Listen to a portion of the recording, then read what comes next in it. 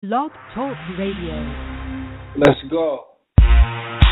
Welcome to the War Room. We got Dev, Kill, Jimmy, PJ, B. Austin, the Hot Block Commander. How you wanna end a 1 or 2 hour show to keep the brain running with the premise to talk sports on a national level? Bold with the topic, sorta like the rebels. When it's game time, they like the Fab Five during prime time. Sports conglomerates speak their minds a little bit. For sports medicine and sports veterans and greats. The 4th and 26th, so the war in Kuwait. It's the War Room with 5 nights at the round table. 5 Philly guys, diversified and educated. That song goes so hard. Sports fans, what's really good? You're once again live in the War Room, brought to you by War Room Sports on the WRS Podcast Network. I'm Jimmy the Blueprint, and I'm at the round table as usual with the boy B. Austin. This episode will recap week 5 of the NFL season, talk about what's going to happen in week 6. Also some college football talk. We got Fred Purdue coming on for that. We have a long conversation about Lamar Odom and his current situation and what's going on with that. Keep it locked right here. To get in a live conversation, you can join us right now in the JW Philly Realty chat room. That's at blogtalkradio.com/thewarroom. Or you can join us Facebook, Twitter. Don't forget, it's at War Room Sports. You can also call us directly in about 40 minutes. We're going to open up our hotline. That's a Digital Extreme Technologies hotline. That number is 323-410-0012. Before we do get started, I have to remind you, as always, to make the War Room Sports Podcast Network a part of your daily routine. When you're at the gym, when you're at your desk, whatever you're doing, you get the twirly, just put on the podcast network and be entertained. When we're not on the air, you can visit warroomsports.com and you can click on that podcast network tab. You can also listen right on our mobile app, or you can go to iTunes. If you do go on iTunes, do me a favor, rate us, leave a comment, say, listen, it's the best podcast network, or to tell us what your favorite show is. But, look out for us on iTunes. You'll find some of the best shows that the web has to offer on our network, and you can listen to archive episodes of our show, as well as the Broad Street Line with Rory and Chris, the Tissue and the Tape hip-hop podcast, which is amazing. They just had an episode a couple weeks ago, which was phenomenal, with Mickey Fax. So shout out to those guys, Phil and Savad and the rest of their team. After Further Review with the Mayor, make sure you check that out. The No Look Pass podcast, our new basketball podcast with Frank and Andy, the Sports King. Yes. That's another dope podcast where they break down basketball. And, the season's just getting started. So make sure you check out those guys and what they have to do, because it's a new podcast. It's all about hoops. And, when I talk about breaking down hoops, they break it down. There's nothing simple as who's playing who and who's going to win. They really get in depth with basketball. So shout out to Frank and Andy for joining the podcast network for that. All of our sports shows, you can go to fatsradio.com and you can check those listings there. That's PHATZradio.com, because we have a syndication deal with them as well for all of our sports shows, which includes this show right here, The War Room. We air a couple times per week over there. Yo, B, the 20th anniversary of the Million Man March went down this past weekend. What effect did the original march have on you, and what's the lasting effect, and what do you think about that movement overall?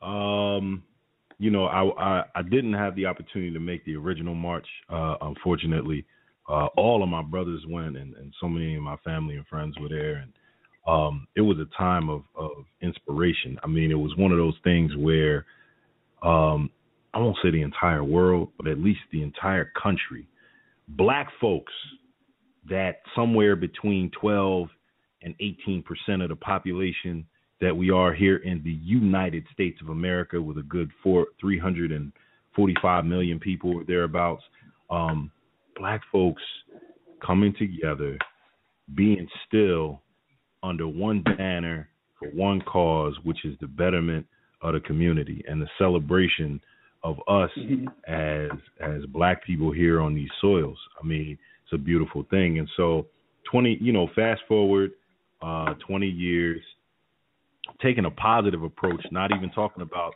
the status of things and where they are. I'm just going to say, for me, it was a time of being with people that share my culture, share some of the same experiences that I have, and endure and enjoy and being inspired. That's the biggest thing I hear a lot of people say, well, what came of the march, and is there an action plan? What's the next step? All you did was get together on the mall in D.C. and listen to, Minister Farrakhan spew forth whatever, because listen, man, at the end of the day, the most important thing is when you bring humans together is there will always be inspiration for positivity, and under the banner of justice or else, that inspiration occurred, I believe. For some, even if it was just in individual manners as opposed to a whole, a movement, or we expect the action plan and to see man, a movement, inspiration to change the tide of what we see going on and save the babies, man. That's what it was about for me. Yeah, man. Salute to the brother minister Louis Farrakhan, because I don't know any other quote unquote black leader who can get the people together that way. It's phenomenal. I couldn't go to this one, doctor's orders, still recuperating from an injury. But I couldn't go to this one, but I was at the first one, and it was one of the greatest moments of my life, nonetheless. I see so many people that look like me who were there for everything positive. Wall to wall, wall to wall. It was like 2.5 million people, man. That's the other thing. They call it the Million Man March, but this was the Million Family March, the Justice or Else March, and it was at least 2. It was 2+, man. I would say it was 2+. Interesting thing about the first one, which I'll always remember, which was funny, is during like the speeches and everything during the first march, I was actually sitting with Common, the MC, actor, whatever. But during the first march, no one. I mean, he wasn't Common that we know now. He was Can I Borrow $1? He was still relatively unknown. But he was still Common Sense. He wasn't Common. Yeah, pretty much. Yeah. He was Common Sense back then. So, it was interesting, and to see him now he's like VIP in the joint. He got like special seat and all that. So the trajectory of his career is, you see how crazy it is from one to the other. But I just enjoyed the whole thing. I enjoyed some of the pictures. I had a lot of brothers who were there who would hit me on a group chat and send me pictures and keep me abreast of what was going on. So I kind of felt like I was there, although I wasn't. But it definitely was. It's something positive, man. So I just want to salute everybody who was there. And I people, what's the action plan? I mean, inspiration. You never know who was inspired, who was there, who's changed their life based upon that, who's become conscious, who's awakened now. And there is an action plan. If you don't know the action plan, that means you weren't listening. Anyway, time to talk some sports, good brother. And the first thing we have to do is talk about what happened while the good people were on the grind. That's brought to you by DirecTV. If you'd like a better TV experience than cable has to offer, which includes the NFL Sunday Ticket, you can go to our website at warroomsports.com, click on that DirecTV logo, and order a better TV experience at a discount War Room Sports sign-up rate. If you call yourself a sports fan, you got to have DirecTV. This is one of the best times to have DirecTV with all the sports going on, all the sports approaching. We're in the midst of football season, basketball season's getting ready to start. I mean, baseball's in the playoffs, but if you watch hockey, that's there. College football is popping. Sports is popping right now. So definitely get DirecTV. Go to warroomsports.com. Click on that DirecTV logo. So, good brother, it's time to talk about what happened while you were on the grind. First story, Yes, indeed.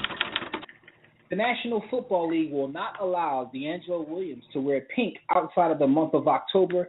For those who don't know, DeAngelo Williams is he reps for the breast cancer awareness. His mother passed away at the age of 53. He's very active in that community and bringing awareness to women, and he wanted to honor his mother as well as just bring awareness for the rest of the season. But they told him it's only an October thing. They can't make any money outside of October, so they won't allow him to do it. I'm not saying that's why. DeAngelo Williams also funded 53 mammograms.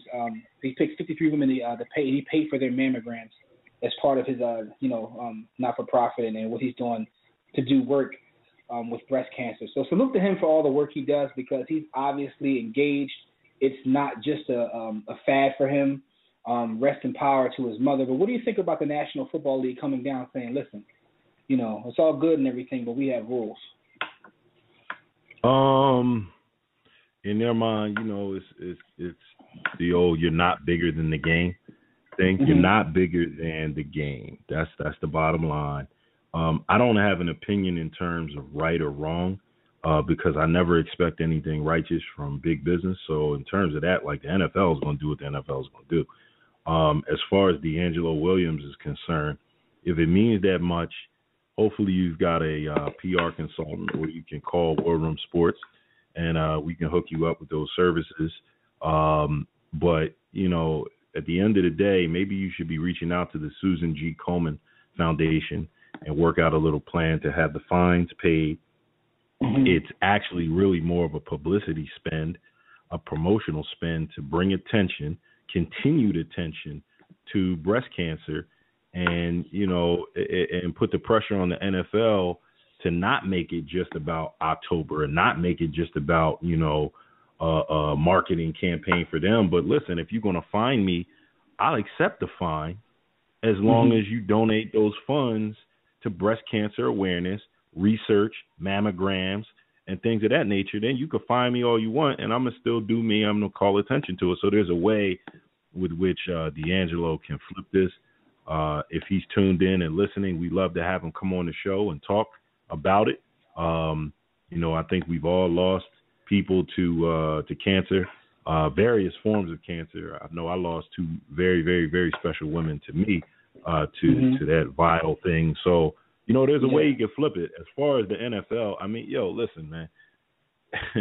It's interesting, right? Because on the one hand, you kind of like your first instinct is to say, I mean, let the man do what he wants to do. I saw a story about Craig Ironhead Hayward. His son wore like the little strips under his eye, you know, with his father's name on it, and he got fined by the league for that. His father also passed the cancer, and cancer is something that has affected all of us. I don't think there's anyone listening now or later in the podcast that hasn't, you know, lost someone or there's no 6 degrees from cancer. Cancer is a beast. We all have lost people. But then on the flip side, you know, you think about the rules. If they allow him to do this, what kind of Pandora's box are they opening? So I get both sides of it. It's just a sad situation. But like you said, there are ways to flip that because he's becoming, you know, a face from an athlete standpoint of fighting this ugly disease. So he can definitely use this as leverage to do other things.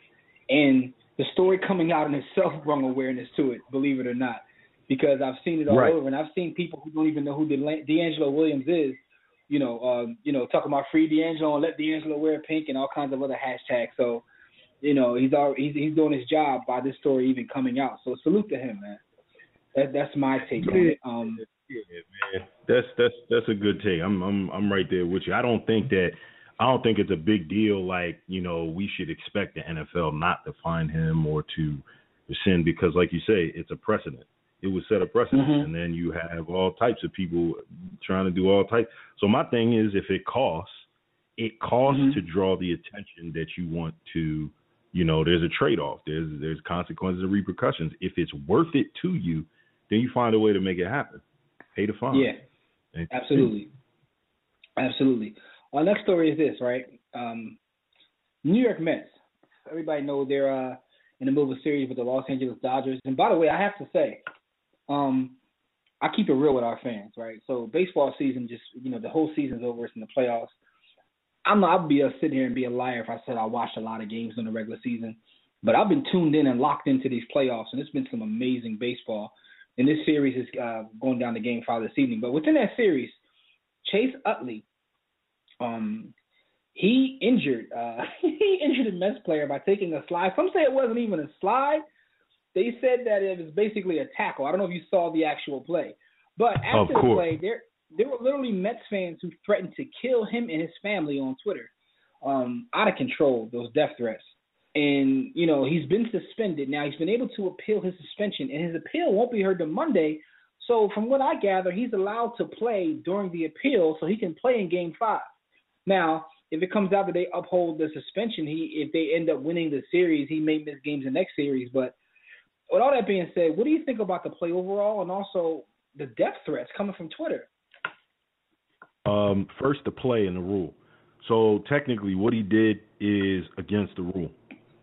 But base runners, as I understand it, base runners slide into base all the time looking to gain an advantage by taking out the baseman, the first baseman, second baseman, third base. Doesn't matter. If you're running into base, if there's a way to take him out so that he doesn't get the tag, base runners consistently do. Like, so the rule is now there's an emphasis being placed on the rule. So if you play it to the letter of the law, then Major League Baseball is right and correct in metering out some punishment, because they're looking at it like, oh, you broke the rule, and the injury may alter the outcome of the series. So that's the argument that Major League Baseball is going to make. Now, you violated the rule, you injured a major player, a component of the series, so now you guys gain the advantage because this player is no longer able to compete.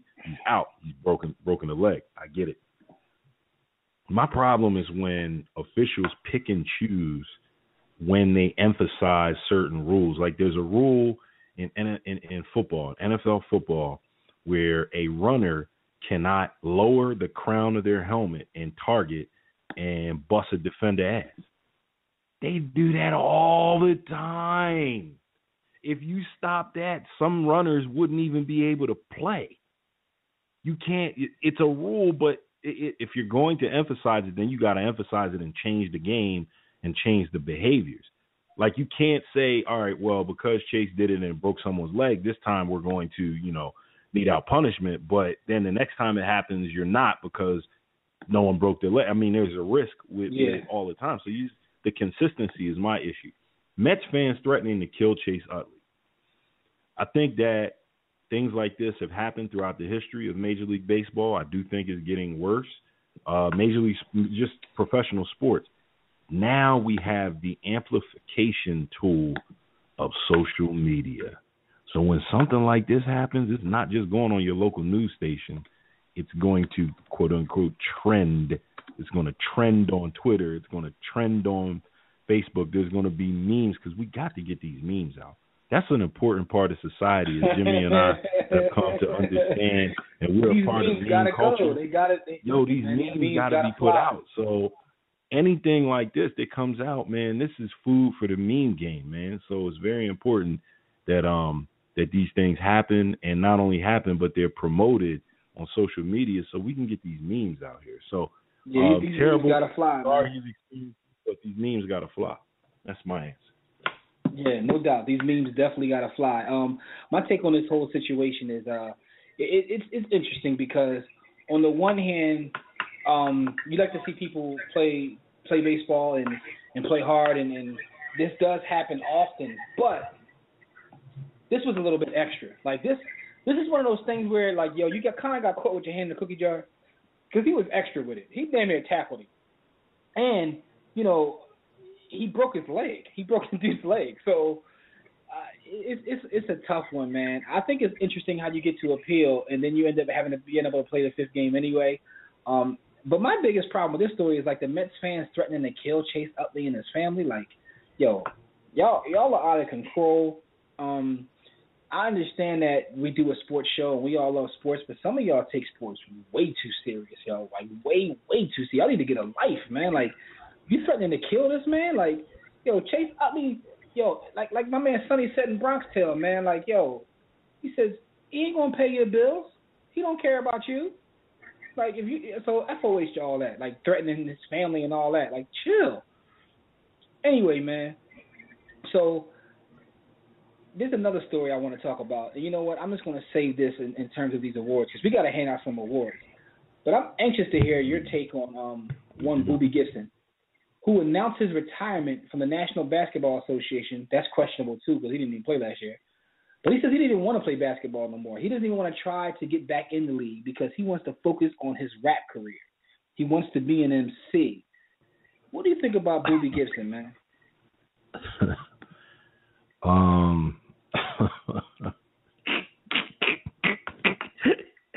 Yo, his name is Boobie. The only Boobie we respect around here is Miles. Yo, are you sure that you're making the decision to retire, or NBA organizations haven't already decided that you're retired? Which is it, Booby? Which is it? As far as your bars are concerned, you're mediocre. I mean, you're not the worst professional athlete that's ever graced the microphone. That would go to like Kobe or somebody. But as far as your ability, I mean, I know one of the things that you got to know about Booby that you may not is Booby is a weirdo and he's a nerd. Here's a kid that had a fairly high GPA in high school and in college. He's always been creative. I'm giving him kind of the benefit of he's always been creative. He say he's always been a poet. You know, roses are red, violets are blue. Keisha Cole dumped me, and now Keisha Cole dumped you. I mean, he's been a poetic type dude. But yo, if you wait until after 25 to start your rap career, I don't care how much money you have. You are a noodle and deserving of the JoJo that is forthcoming. Deserving of. Do you think he can mess up with your man Lance Stephenson? Then I floor side, hit the weight room, then I hit the gym. Started from the bottom, it was either sink or swim. No hesitation, make a move, then I'm at the rim. I got tunnel vision, all I'm trying to do is win. New year, new money, so I'm coming for 'em. Niggas hate, man, they ain't got nothing on them. 2 chains, now I'm stunting on them. See a sinner in the lane, and I'm dunking on them. Go. Nah, he ain't messing with Born Ready. Nah, Born Ready got bars. Born Ready? Yo, Born Ready got bars. Born Ready got bars. Oh, man. Before we hand these awards out, man, another story. Yo, first of all, Lance Stephenson is getting another JoJo, and he has nothing to do with tonight's show. He's going to get a JoJo for that. Nothing at all, man. But listen, college rivalries are amazing in sports, right? So you have Michigan versus Michigan State. And I'm pretty sure we're going to talk about this once Fred Purdue comes on, because this is a big game this week that I'm actually looking forward to. Of course, the legend Magic Johnson has his own statue at Michigan State, as well as the Lakers, because he was that great of a player. But the Michigan fans went and vandalized Magic's statue, putting the Michigan logo on there as if Magic played for Michigan, and a couple other things for their school. How do you feel about the story? Is it fair? Is it too far? Or this is just part of college rivalries? Too far to desecrate a statue. What I feel really is kind of twofold. My official position is that they went completely too far, over the line. I understand the rivalry thing. You can kidnap certain things off campus. You can go run a streak on campus. You can do all that stuff. You can't desecrate statues. But I also feel that, number one, if E.J. Johnson, he got nothing to do with this, man. If he wasn't doing what he was doing, he got nothing to do with this. Wouldn't feel comfortable disrespecting Irvin statue. And secondly, if you ever look at like a Michael Jordan statue, stuff like this doesn't happen to Mike statue, because people already know, you don't mess with God. So it's it's kind of proof that Magic's kind of getting what a player at his level gets, right beneath where Mike. No, I mean that's the completely wrong way to look at it. Because first off, Michael's statue is just a symbol of capitalism and taking advantage of the little man. So people leave that alone, because, if you mess with a Michael Jordan statue, you're essentially messing with George Bush. So therefore, we leave that alone because you don't want to get bombed. The little guy was in the post and couldn't guard him. And the You know exactly what I mean. Michael Jordan's statue at this point might as well be the Republican symbol, because that's what it represents. Republicans buy shoes too. That's exactly it. The funny thing about this whole story is, like, part of me feels like they went too far. Part of me thinks it's cool. Like, you don't hear about college rivalries. High school and college, like, they do a lot of stuff. Now, I understand desecrating the statue, the whole nine, but what they did wasn't beyond repair. And I like them pushing the limit. it makes me hype about the game. Like, you know what I mean? Like, this is what it's about. This is what college and high school rivalries are. This is missing from sports. Everybody's too buddy-buddy. Everybody wants to shake hands. Everybody wants to play together and all that. I like the fact that you show a little bit of hate and bring a little bit of this back. So, you know, I don't have a problem with it. But what I do have a problem with, I got a problem with Boobie Gibson. I have a problem with people, trying to threaten Chase Utley. I have a problem with the NFL not allowing my man to wear pink because they can't make any money off of it. And, you know, for that reason, all of those things. You should be ashamed of yourself, the way you carry yourself. Yeah, man. I'm going to give everybody one big JoJo award for everybody. Yeah. You know what I'm saying? They deserved it. Yeah, before we get our guests on the line for Purdue or what have you, we got to give some birthday shout-outs. So, B. Austin, give us some birthday shout-outs for this week. Absolutely. And before I dive into the birthdays, I want you to know that birthdays are brought to you by Digital Extreme Technologies. Do you or your business need a custom website? Well, for dynamic, professional, and most of all, affordable custom website solutions, you need Digital Extreme Technologies. No need to break the bank for an effective online presence. Top quality, results-driven websites at an incredibly affordable price. Financing options are also available. Visit digitalextremetech.com or call 267-205-4203. And for discounted rates, be sure to tell them Jimmy Williams, B. Austin, Dev Mack, or Dr. Akil Bayon sent them. Yeah. Now, we got to get into these birthdays because birthdays are important. You were only born once. Well, some people don't believe that, but first, you want to cue that soundbite? First, absolutely. Birthday. First birthday. Yay! Is a guy who probably puts more emphasis and work into his steroids and his weight work than actually playing the game of football. One, LaRon Landry, former safety of the Washington professional football team. And we don't do that. We don't do Indianapolis Colts. Yeah, we don't do that here. We don't say that name.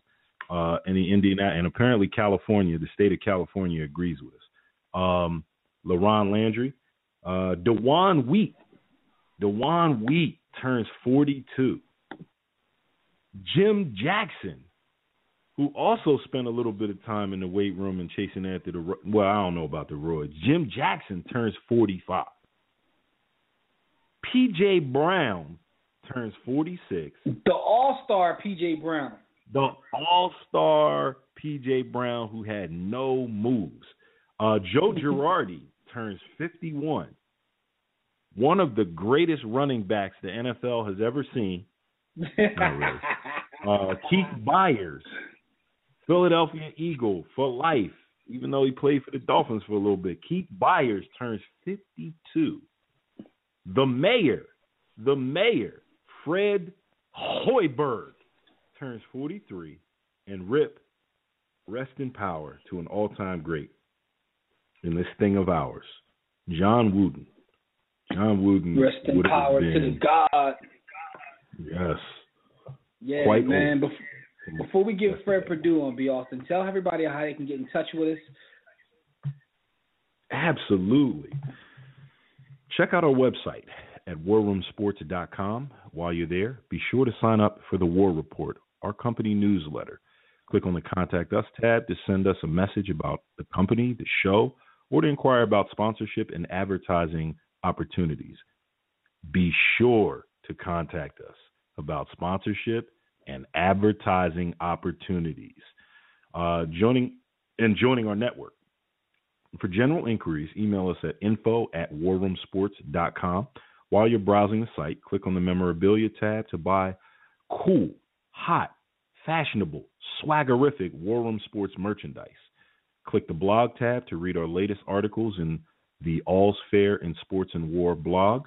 Then click the respective icons and tabs to like our Facebook page, to follow us on Twitter, to subscribe to our iTunes podcast, or to watch our webcast on War Room Sports TV, and also to listen to the podcast network, and to download free War Room Sports mobile app to get everything that I just mentioned on the go. So we're in the Google Play Store, we're in Apple, we are everywhere. Join the JW Philly Realty chat room right now during the show at blogtalkradio.com/The War Room. To enter the chat room, just sign up for a free profile on Blog Talk Radio. If you don't want to create an account, you can sign in using your Facebook or your Twitter account. And while you're at it, just click follow to get updates and reminders about the show. We'll be taking questions from social media, Facebook, Twitter, and the chat room during the show. To call in and speak with us, dial the Digital Extreme Technologies hotline at 323-410-0012. Press 1 when prompted. If you're already listening from your phone, just press 1 if you want to talk. Let's give that chat room some attention. Who's in the chat room? Is the chat room popping? No, actually, our phone lines are lighting up. We got a couple of we have we got the homie the legend himself, Mr. Let's Be Honest here. We're going to bring him on in a minute. But Tobias, before we bring you on, we got to bring our guest Fred Perdue on to get his picks and talk some college football. And I know Tobias is going to have something to say about whatever Fred says anyway. So, Word. from about.com, we got the homie Fred Perdue checking in and talk some college football. Fred, what's going on? What's going on, fellas? It's another great week of college football, right? Yo, Fred, let me ask you a question before we get started, man. I'm all on the internets, right? I see you beefing with Twitter. What's going on with you on Twitter, man? Man, I don't know what's going on with Twitter, man. Twitter just took over, man. The internet, they taking everything over, man. I had to take my life back. Yeah, I saw they shut your account down, but you got it back under the same name. So, I saw you beefing with them. What's going on? Hey, man. They shut you down. Know people in high places, man. Otherwise, you can't get your life back. So I had to go get my life back, or else. Yo, Fred, you gotta check the age. You gotta check the age of the nudes of the girls that you post, man. You can't post them. Fred, you must have been real savage like in somebody's DMs or something, man. Anyway, but I know what you can't be offering that. Al Golden shut me down, man. He shut me down. I couldn't. Probably so, because you definitely have been going completely ham on Al Golden over the last couple weeks. Like Al Golden owes you a rumble. Yo, it sounds kind of personal, man. I've never seen somebody call for someone's job like that, man. Like, if Al Golden gets fired, he meant to come see you, Fred. Hey, Fool's Golden can come find me if he wants to. Ooh, okay. Well, let's jump right into these topics, man. Let's talk about that's challenge. Let's talk about Will Grier and this suspension a year for PEDs. From what I read and gathered, it was from something that was over the counter. What's the story with that? Will Grier, one of the high-rated quarterbacks coming out of high school who I actually liked. That's very rare nowadays. He's had a couple good weeks, and he took something. The Florida Gators, really about half the team had a flu bug going around, and he took something over the counter, as they say. I'm surprised to find out that only one guy got caught for something PED-like, when about 30 to 40 guys of about 75 on that roster didn't get caught with it. I think it's a little bit more than that. He gained significant amounts of weight. A lot of reporters that cover the Florida Gators and just college football in general, when they had SEC media days, some of the things that they were saying were he looked a lot bigger. He bulked up from 200 pounds to 230. Fred, let's get right to it. Do you think he was on anything else? Allegedly. What are you hearing? I'm hearing some things that he's been on some things that aren't flu medicine, flu shots. We're not taking just over the counter things. And the thing is, with anything such as this, there's a process. If there's always you have to investigate, you have to go, you have trainers. It's just college football is just like the NFL. Anything that you take, you have a trainer you can confirm anything with. If there's something in this, even if that trainer's not available, somebody's there to tell you what's in there, and you know what to take and what. From what I'm hearing, I heard that he was on everything, yo. These little kids is on everything. Slurp, painkiller, cigarette, weed, Hennessy, vodka. I'm on everything. I'm on everything. Slurp, painkiller, cigarette. Anyway, I heard he was on everything, man. But anyway, that's neither here nor there, man. But so, what do you think this does for the team in the rest of the season? Like, is it over pretty much for them? I won't say it's over. Georgia got completely humiliated against Alabama a couple weeks ago, and then they turned around and put out just a bad performance against Tennessee, the same Tennessee team that couldn't finish all season, and they lost their star running back in Nick Chubb. So Georgia has a chance, but Florida's defense is great. Florida's had a couple of issues going on this week. One of their freshman defensive backs, he held a gun to his pregnant girlfriend, and he's been kicked off the team for that. You've had the Will Grier situation, so you've had some things going on. They have injuries in the secondary. Jalen Tabor, he was the incumbent best defensive back on that team once Vernon Hargraves leaves. He's injured. This team, they really didn't find any offense against a Missouri team that can't really stop anybody, but they can score as well. I really don't think it's over, but Treon Harris, the son of Tim Ice Harris, one of the Miami Hurricane coaches actually, is now the starting quarterback now. He cannot throw the football. Wait, how you coach named Ice? How you got a coach named Ice? Only Ice I know is Uncle Ice, man, and he put the hurt in. We don't even want to get into him. But yo, Fred, rest in peace to Rich. That's the only Ice I know. But anyway, Fred, that's interesting, man. And speaking of people who are on everything, Steve Sarkisian was fired at USC. For hitting the bottle, but we also heard that he was on. These little kids is on everything. Slurp, painkiller, cigarette, weed. No, but all jokes aside, though, my man definitely has a illness, because I remember when he took the job and he was talking about this being his dream job and couldn't wait to get started, and to see it in this way is just really sad. I do joke about in their proclivities, but at the end of the day, I'm still a human. I feel bad for the dude a little bit, but with that being said, like my brother B. Austin said, man, we got to get these memes off, man. What's wrong with this dude, man? I mean, he had opportunities, and now USC don't even want to pay the check. They're like, look, we have cause to fire this guy. What's going on? What are you hearing about Steve Sarkisian? Well, for me, like you said as well, my thoughts are with him, because simply that's a disease, and that's something that you never take lightly. But there is always a but.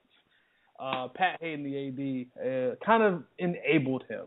You knew this happened. You knew of these things before it ever occurred. You knew he had somewhat of a drinking problem, because going back to his Washington days, after he was fired, his own former players from Washington were saying, yeah, we were on the plane when he was drinking. USC players, he was drinking after the game. He was drunk on the sidelines against Arizona State.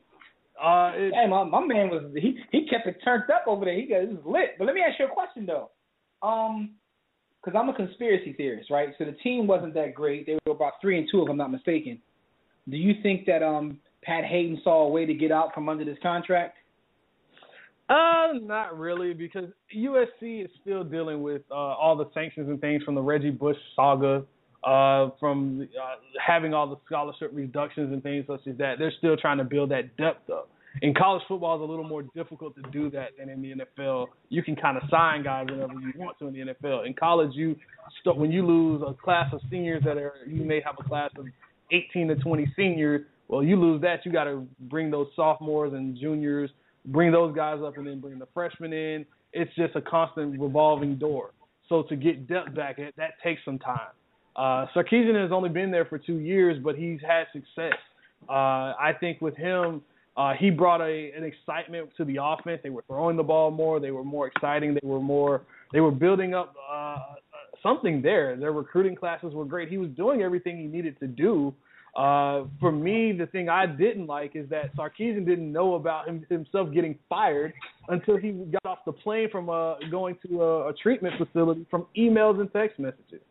I saw that, but at the same time, they didn't know that. From what I'm hearing, they didn't know he was on a plane. They reached out to him several times, and they thought he was ducking the calls. For me, I don't believe that. You can reach anybody any way. They fired Lane Kiffin coming off the plane. I'm sorry. Yeah. There is no way you did not. There's no way he cannot. You could have left a voicemail. You could have talked to his agent. There's so ways to contact. Now, Fred, I hear you, but if they would have left a voicemail, you'd be on here ripping them for leaving a voicemail. How are you going to fire him via voicemail? Via voicemail is a little bit extreme, but there's some way you could have at least contacted his agent who could have gotten in contact with him. All right, now, Fred, I'm going to ask you a question. I want you to be completely honest. Mm-hmm. If Al Golden found out he was fired through text messages and stuff like that, would you have a problem with it? I'd be happy with it. Quite honestly, that's doing him a service. I'd do social media, but that's me. We see how you feel, man. But yeah, Sarkisian, do you think that he'll ever get another opportunity? I mean, I doubt it will be something this high profile right away. But do you think that he'll get an opportunity?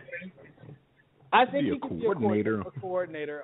He was the USC coordinator, offensive coordinator when Pete Carroll was there during the glory years. By the way, shout out to ESPN for the 30 for 30 Trojan War. The U Part 3, the rehash, the West Coast version. But it was great. He actually made an appearance in that. But in all seriousness. Sarkisian he'll probably resurface at some point, not a high profile job. He'll ride out into the sunsets as a coordinator of some sort, or he could catch on at a lower tier division school, a Division II, maybe a lower Division I school at some point, maybe 5 years from now. It's going to take a long time, and for me, I think with any school there's going to be a zero tolerance policy for alcohol at any point. He's gonna have to live his life without liquor for indefinitely. Yeah, no doubt, man. So that's an interesting story right there. But what do you think about Steve Spurrier resigning from South Carolina? He left on his own terms. This guy, Steve Spurrier, literally changed the way college football, and he influenced the NFL as well, even though his NFL career wasn't as great as it was supposed to be. Wait, hold, Fred. I'm gonna let you finish, but you sound like you're going to condone this act of cowardice. You sound like you're going to condone this sitting in the middle of the season stuff. No. See, for me, and I know where you're going with this because that was my first question. But to know Steve Spurrier, to know the type of coach he is, he would not want to, if he saw that his ability as a coach is not being able to win games, he's going to step down. That's just the type of that years ago when he was in D.C. For me, so basically you condone this behavior because you like the guy. And there's nothing wrong with that, though. There it is. Because here's the thing, right? My grandma told me a long time ago, it don't cost no money to be nice.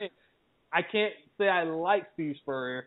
I respect Steve Spurrier. He's a great coach. His coach. No, my point is this, though. If anybody else had a history of just quitting on their team, you can call it what you want to call it.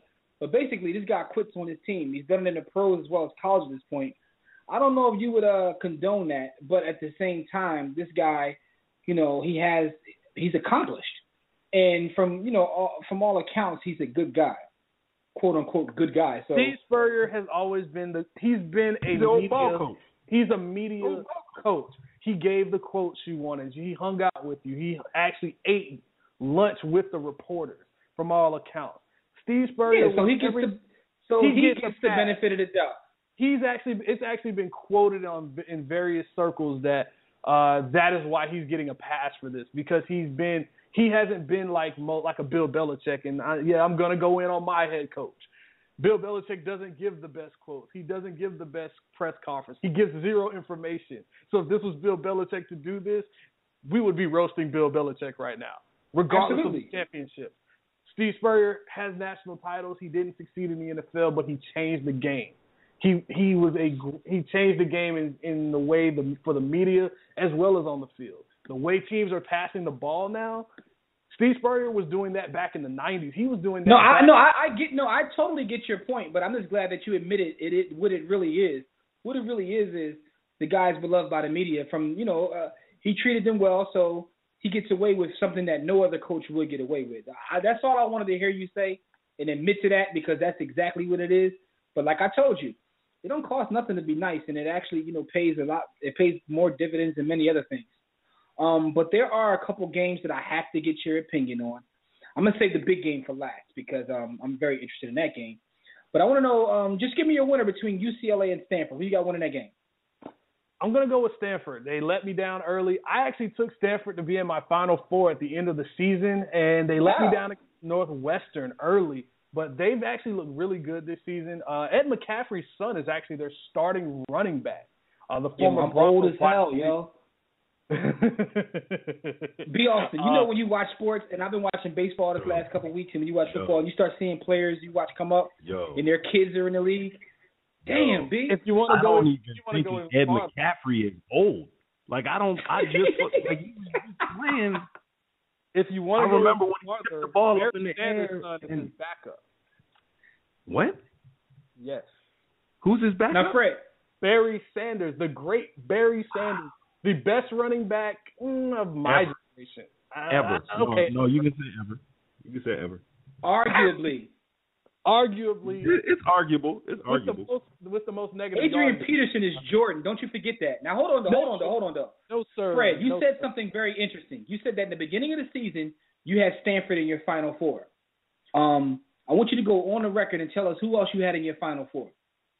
I had Alabama, TCU, Ohio State, and Stanford. Okay, all right. Do you still feel that way right now? You want to make any changes to that based upon what you've seen? Based upon what I've seen, I'm not ready to change that yet because there are a lot of things to go through. TCU started out slow, but they're actually picking up. Alabama has some work to do. They're going to have to take down Texas A&M this weekend. We'll get on to that in a minute, and they have LSU over to go. Stanford has a lot of work to do too, because while Oregon isn't looking great, this Utah team, I might really consider putting that Utah team in. Not yet. Okay, now you mentioned it, and also I know Tobias is on the line, and he loves to hear what you said about his squad. But Alabama and Texas A&M, this is a big game this week, and Bama needs this game, especially if they're going to do what you think they're going to do and make that Final Four.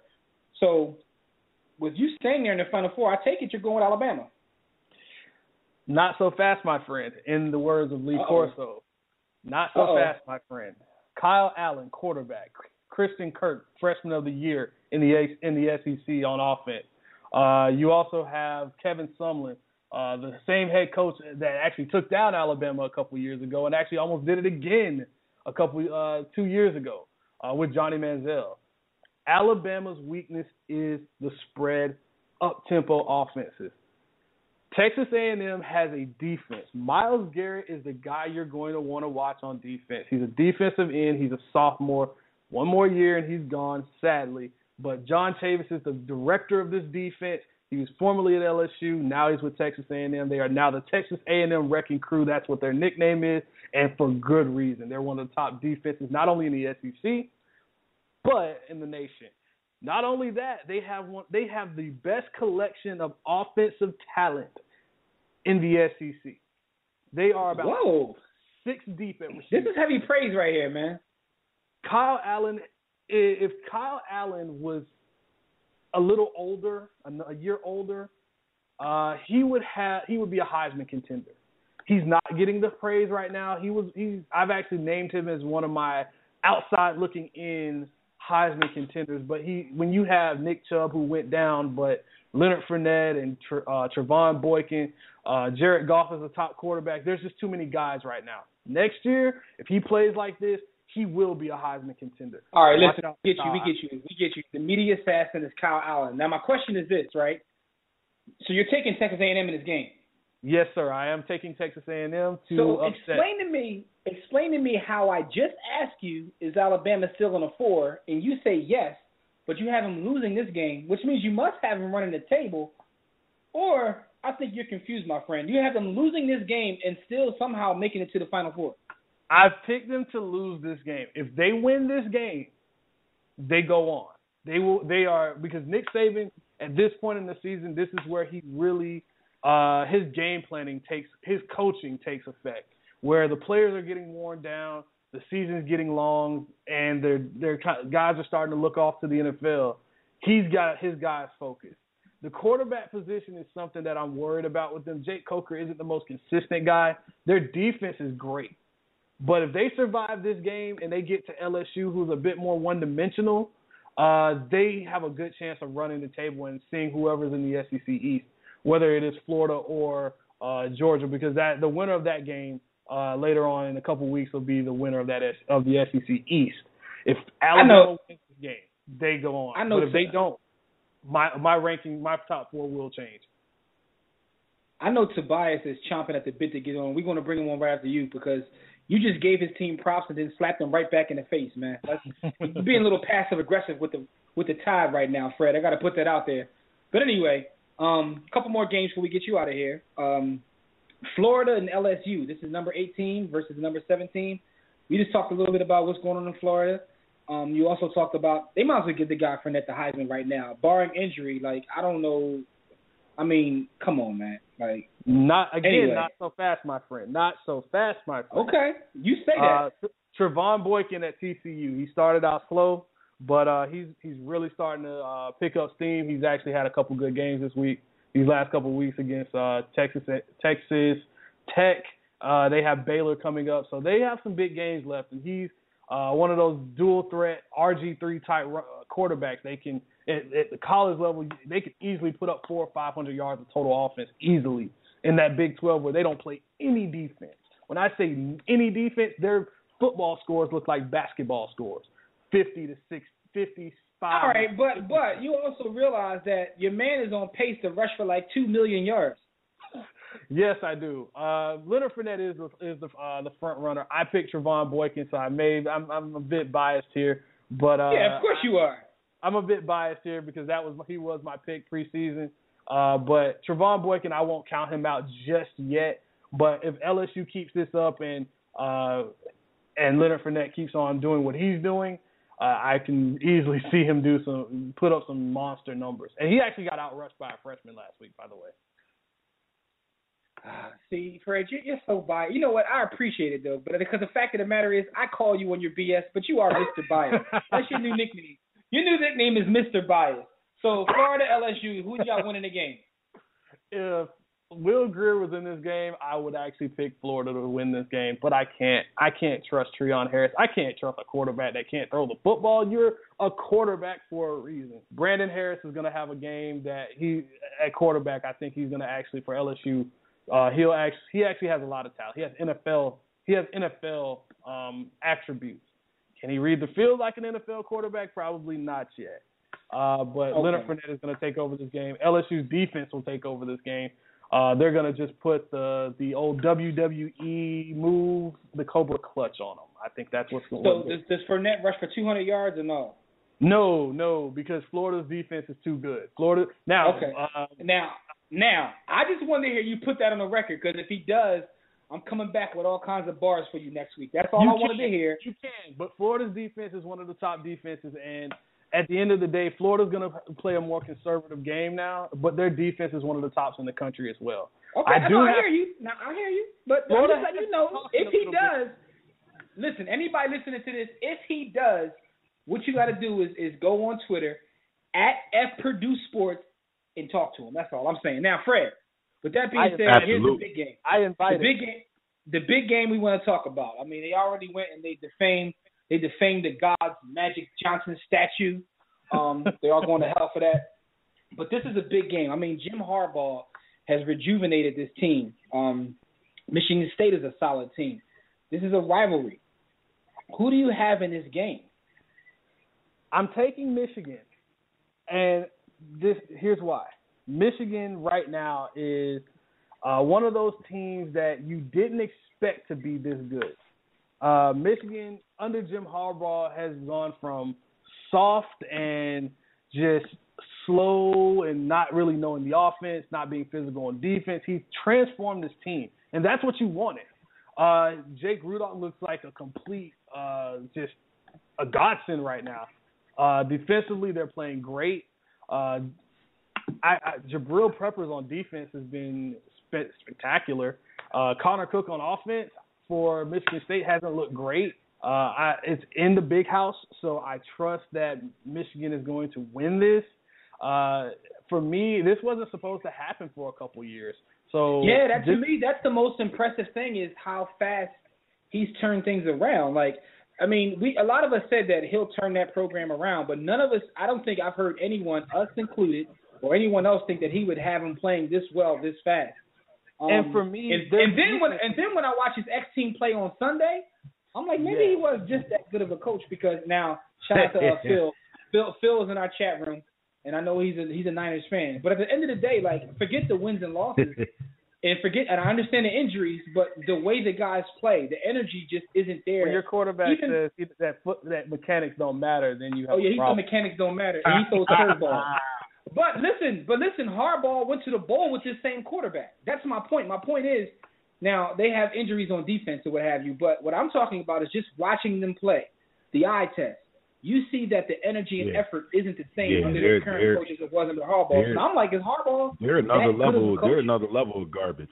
In 6 games, they've allowed 31 points. If that tells you all, and they've lost 1 game by 7 points to number 4 Utah.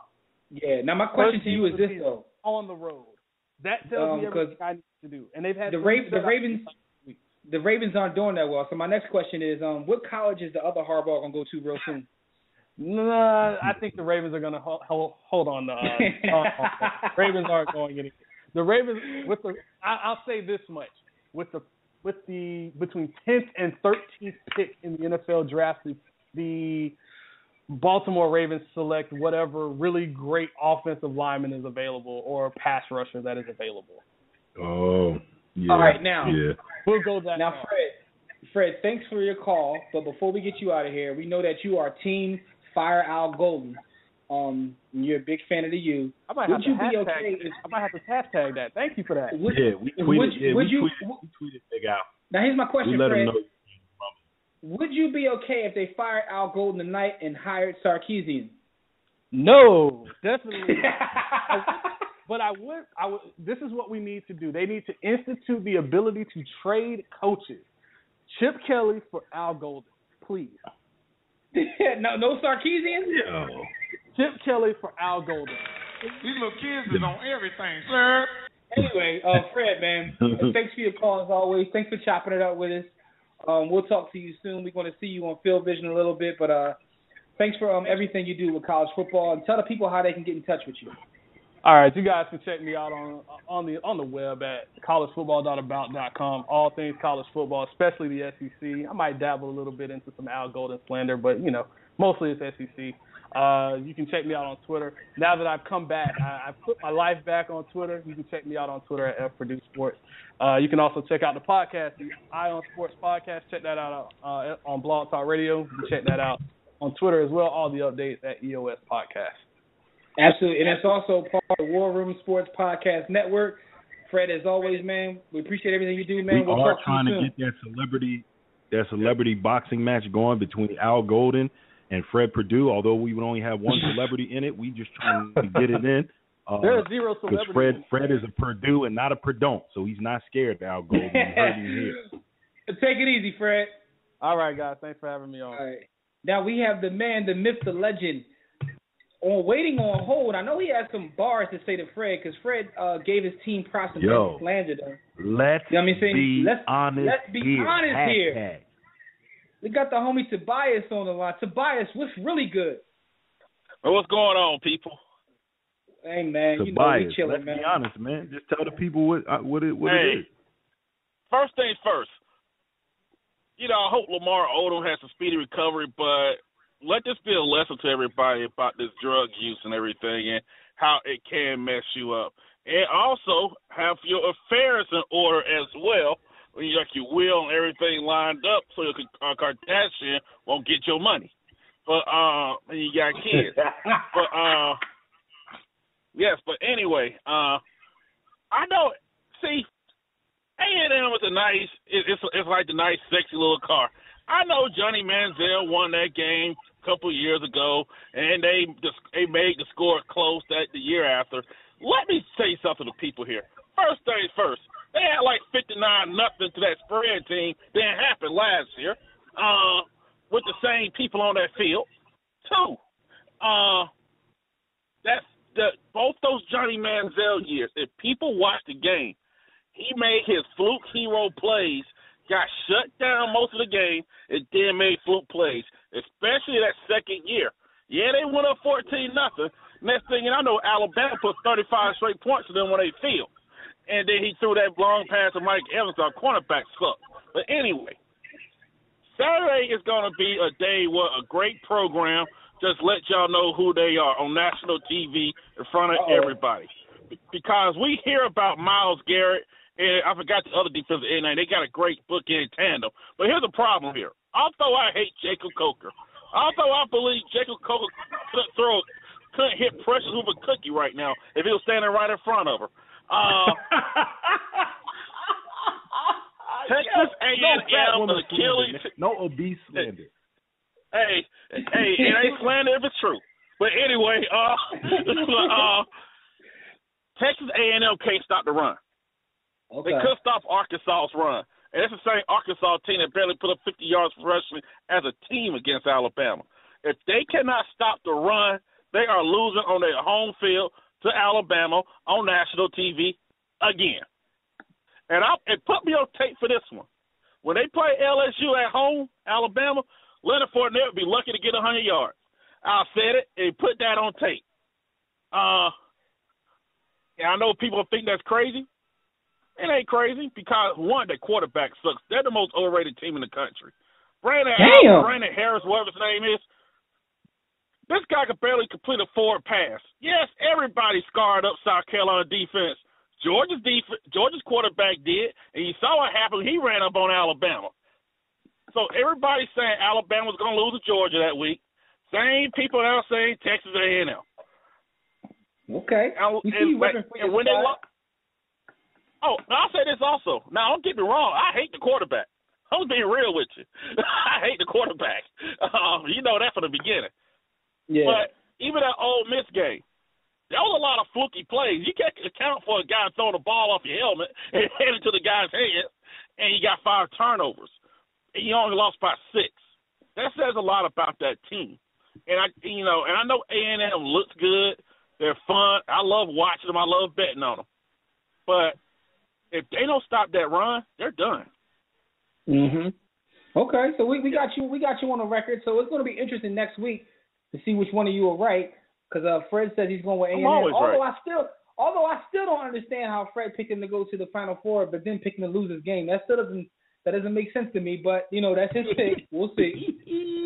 Hey, he went to he pulls for the U. What do you expect, man? Shots fired.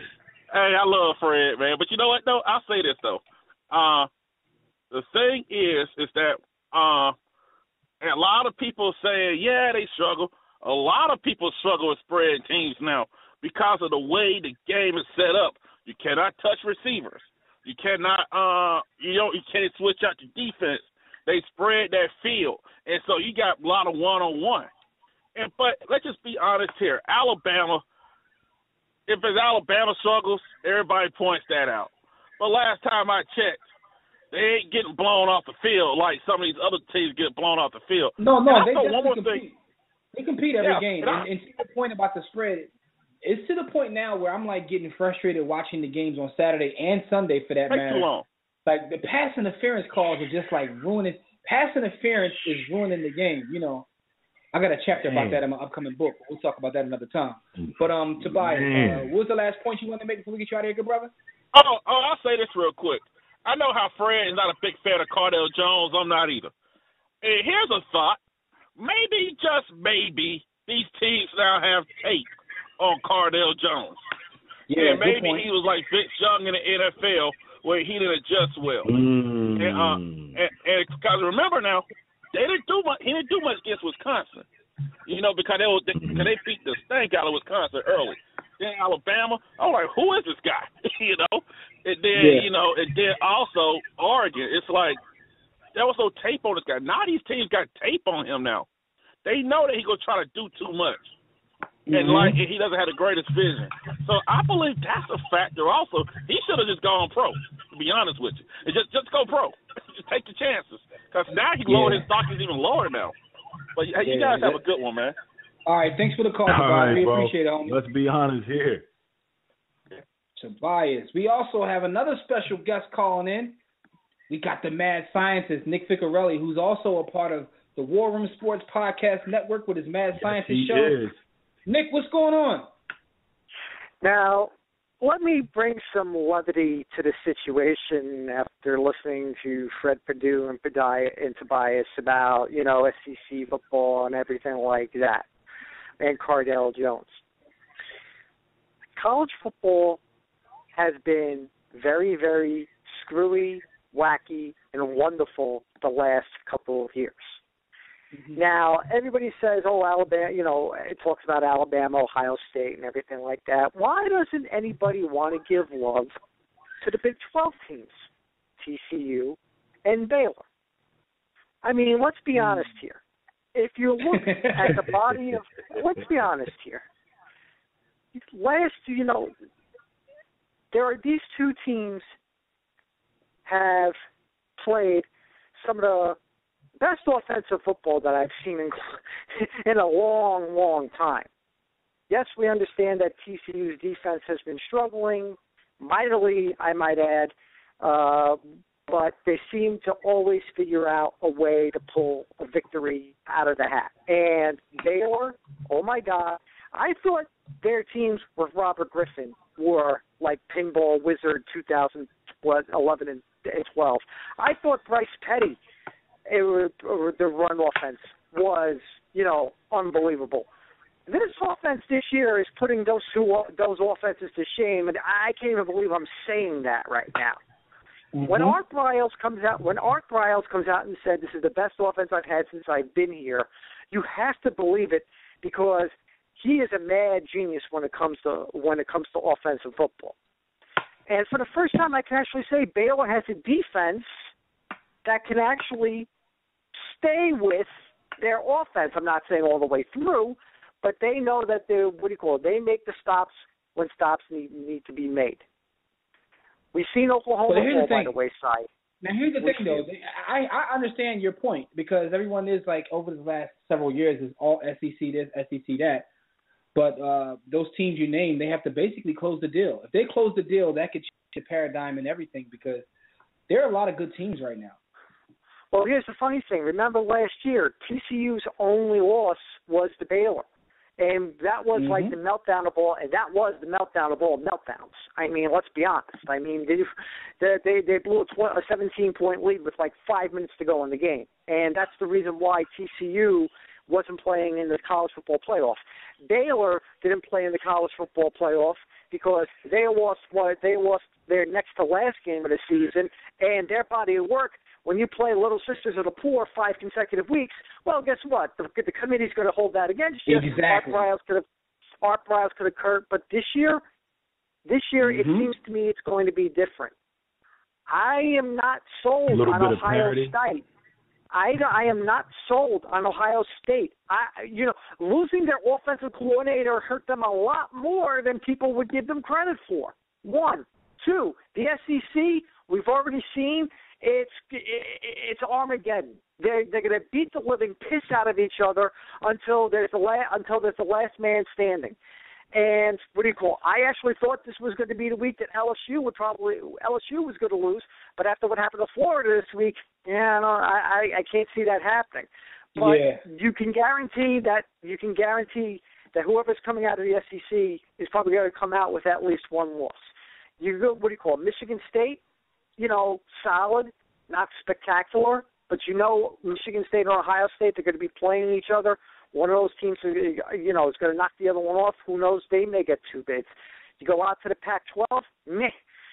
I mean, that's all I'm going to say about the Pac-12. Meh. Mm-hmm. And then you got the group of 5. I think it might be safe to say,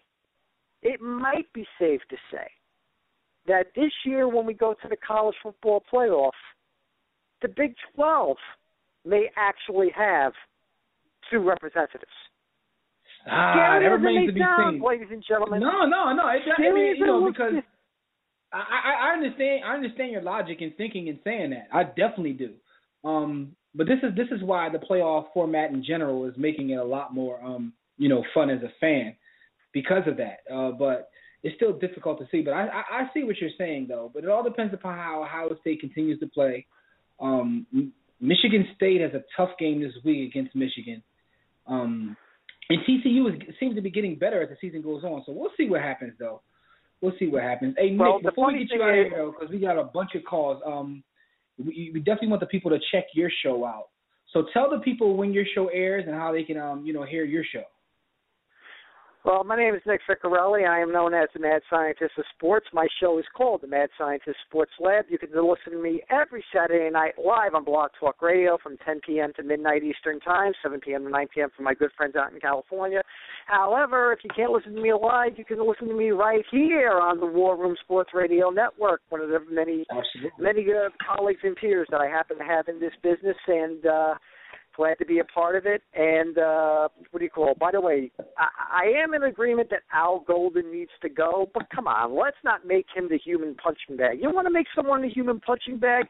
Talk about Mark Richt. Great recruiter. Can't coach for the life of his... The guy could play 11 on 7, and he'll still find a way to lose against the big game teams. I'm just saying.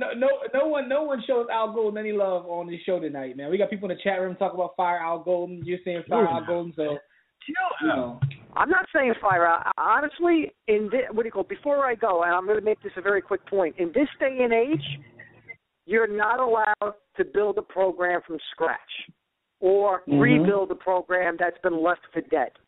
Al Golden got thrown into a very hard situation with what happened at the University of Miami. You're not allowing him to build his program the right way.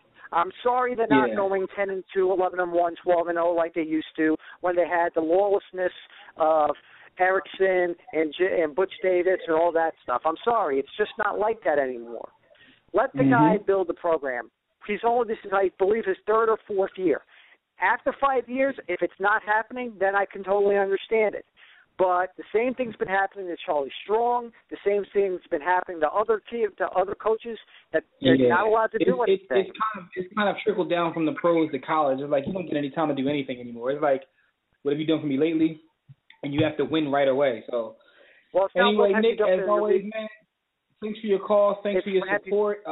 And we'll definitely look forward to hearing from you next week. Take it easy, Nick. Thanks, guys. Have a good one. Nick. The Mad Scientist, Nick. Check him out on the War Room Sports Podcast Network. We got a couple other callers, but we got to move on. A little homie was calling from Cali. Rob hit his back, but some hot topics I definitely want to talk about real quick, and these are brought to you by Audible. If your schedule is too hectic to read as much as you want, try audiobooks, kick back, and let someone else do the reading for you. What you want to do is visit audibletrial.com/warroomsports, and we'll hook you up with a free audiobook. I just finished the Jalen Rose book. I finished the whole book in under a week. Pretty good read. That's also on Audible, so you can get the Jalen Rose book for free at audibletrial.com/warroomsports. We'll give it to you for free. So salute to Audible for the support of our podcast. B. Austin, like I told you, I have been watching baseball, yes, right? Sir. You have. Shout out to KC Mack. I was waiting for him to tweet me last night because I was slandering his Royals when the season started, and he told me they were going to the World Series. So I'm still rooting against him, by the way, just because I said I was slandering him. But his Royals, as well as the Blue Jays, advanced to the ALCS. The Mets and Dodgers have a big Game 5 tonight after our show to see who faces the Cubs. Right? Yeah, that's right. The Cubs. Back to the Future is still a possibility. Back to the Future is real. It's still a possibility. Yo, shout out to the governor of Texas who jumped the gun, saying that the Astros and Rangers would meet in the ALCS, and he actually jinxed both of them. Because they had a lead. you know, with only a couple outs left, and he was like, you know, congratulations for going to the ALCS, and both teams ended up winning. He Tracy McGrady, and then but he actually did Tracy, as we call it. He definitely T-Mac, but then he flipped the script trying to be funny. He said, well, if I could jinx people, you know, congratulations, Hillary Clinton. So he kind of flipped the script on there. But anyway, so the Mets and Dodgers, we talked a little bit earlier, free Chase Utley. But quick point. Who do you have winning Game 5? They're playing in L.A. They're playing in L.A. I got the Dodgers winning. I got Magic Johnson's Dodgers winning. Yo, I'm also saying the Dodgers, and I'm only saying it because Magic's in the ownership group. But even with that being said, I'm still rooting for the Cubs just because I want the Back to the Future reality to happen. Royals and Blue Jays, I'm actually rooting for the. I want the Cubs to rock all the way. Oh, absolutely. Now the Royals and Blue Jays, I'm rooting for the Blue Jays for just simply because I'm hating on Casey Mack. You know, I'm rooting for the Blue Jays, although I don't want to see the Blue Jays prosper either because I'm still mad about the '93 World Series. I haven't gotten over it yet. But true. So that's what I'm rooting for, man. So salute to baseball in having, you know, some of the best playoffs, man. Quick stat of the week about that. The Texas Rangers, we talked about their demise. They committed 3 errors in 1 inning, which allowed the Jays to advance to the ALCS. You know, and that was in the bottom of the 7th, and it allowed the Blue Jays to score 4 runs in that inning, including Batista's 3-run homer. So that's tough. 3 errors in 1 inning. Texas is the first team in Major League history to commit 3 errors in 1 inning of a winner-take-all postseason game. It's funny because we always talk about choking, but we never talk about choking in baseball. Do you think that was choking? Yes, clearly it was choking because I've seen games where I've only seen 1 error in an entire game or 2 in an entire game. So in 1 inning, that's a choke job. Yeah, that was tough, man, tough, and that was in like a, you know, sort of like a winner-take-all type thing. They choked. They treated the game like a starting NFL quarterback treats John Gruden's mouth. They choked it. All right, cool. So that's what's going on in baseball, man. And just want to give a shout out to, like I said, Major League Baseball for these amazing playoffs. Now, a topic that I want to bring up, people have brought it up a little bit. Everyone discussed it everywhere already, but time for us to give our thoughts. And what's going on with Lamar Odom? We got some brothers in the chat room too, so y'all chime in. We got Hank, we got Phil, we got everybody in the chat room. We want to know what everybody thinks about what's going on with this Lamar Odom situation. You know, Skyview Kev's there as well. So, B. Austin, I mean, I know that just following you on all social media, I see that it's really bothered you about what's happening to him. CNN, like, I know that I was watching CNN and they was like, trying to report the story. But they put a picture of LaMarcus Aldridge up, and when talking about Lamar Odom.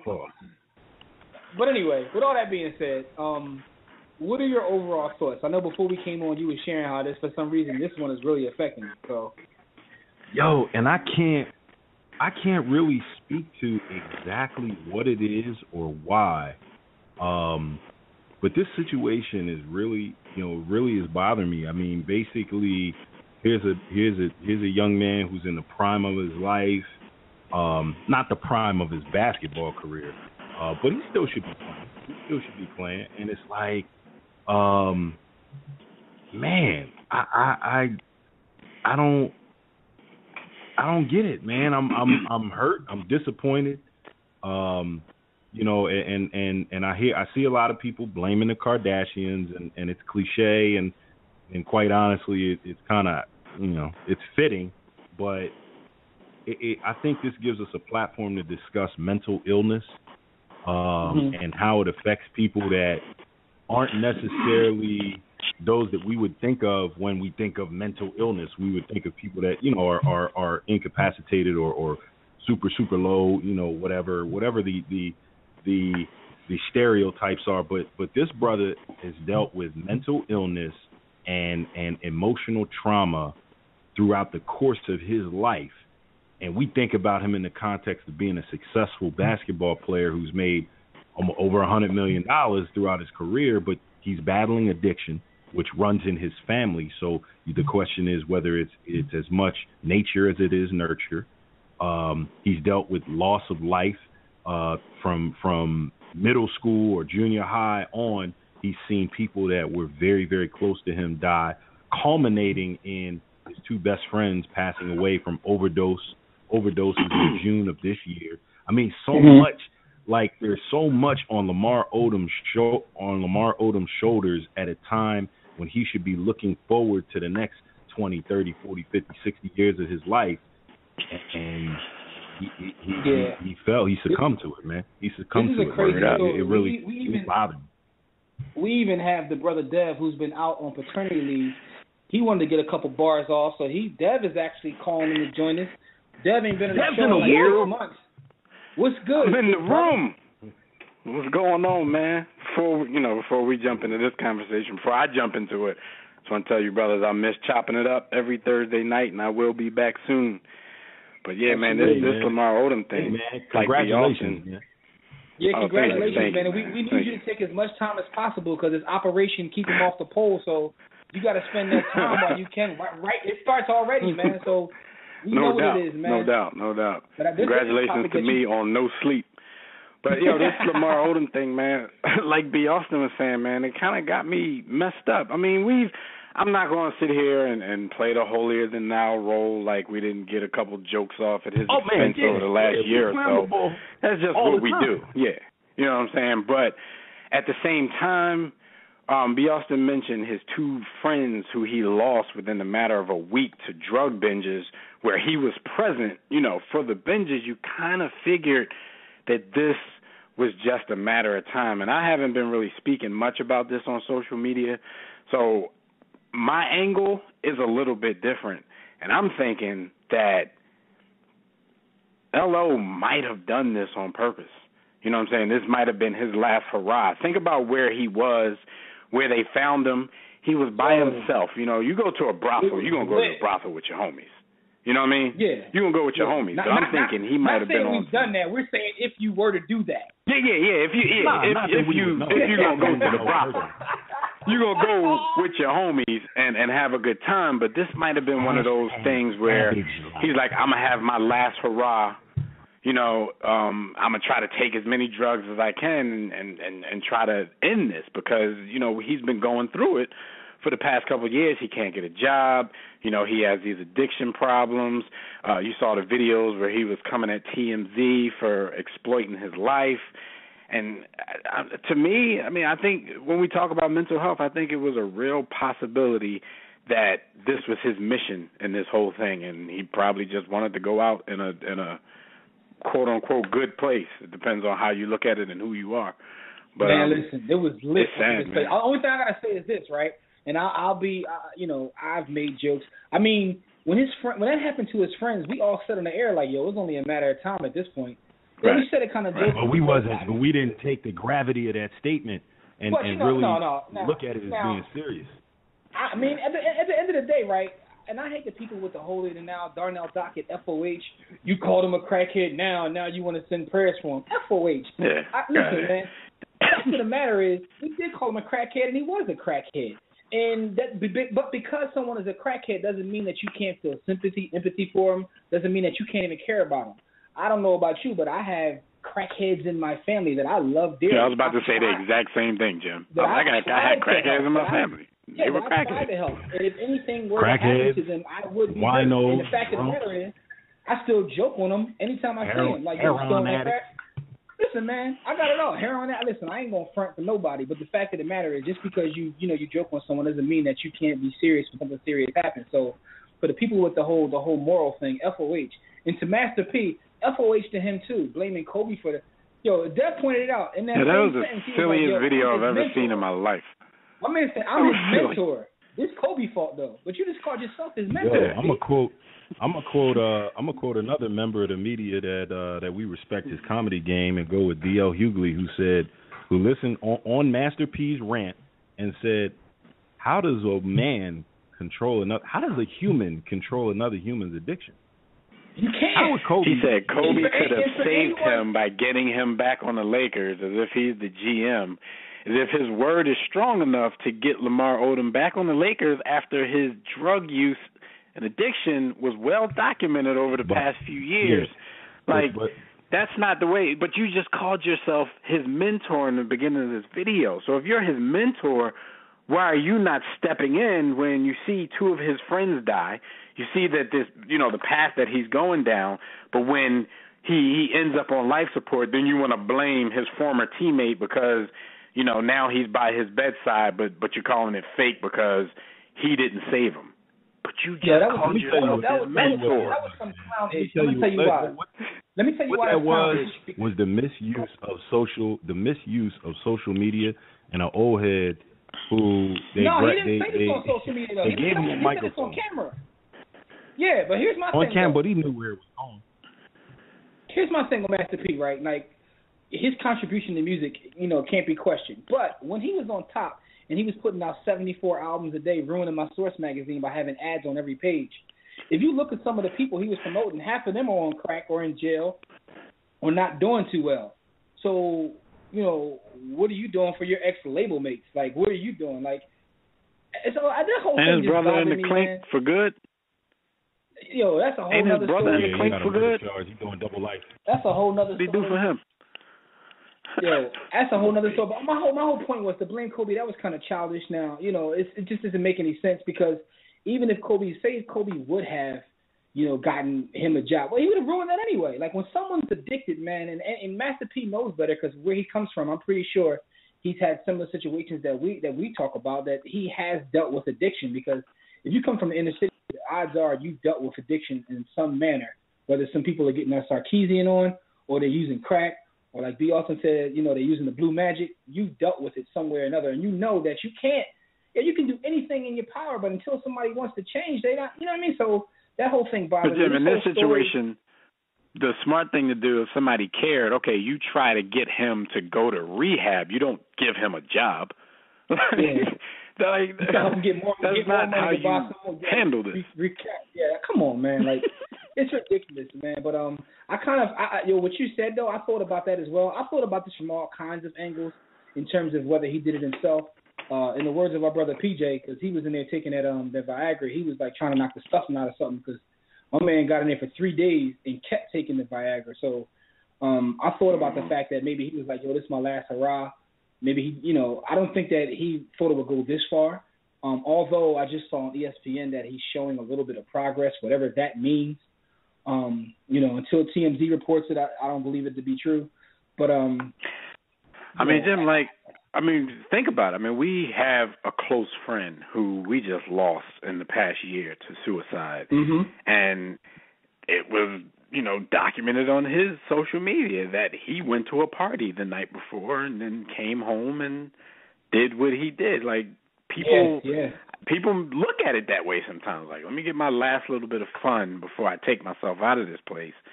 And, I'm sure, like the whole thing about Lamar Odom being an addict, that plays its role in it too, because he may not have been in his right mind. But at the same time, you might know if you're taking all of this stuff, because they said, there's rumors of a lot of cocaine being in the system, and people at the brothel said he was taking a lot of cocaine while he was taking all of that herbal Viagra.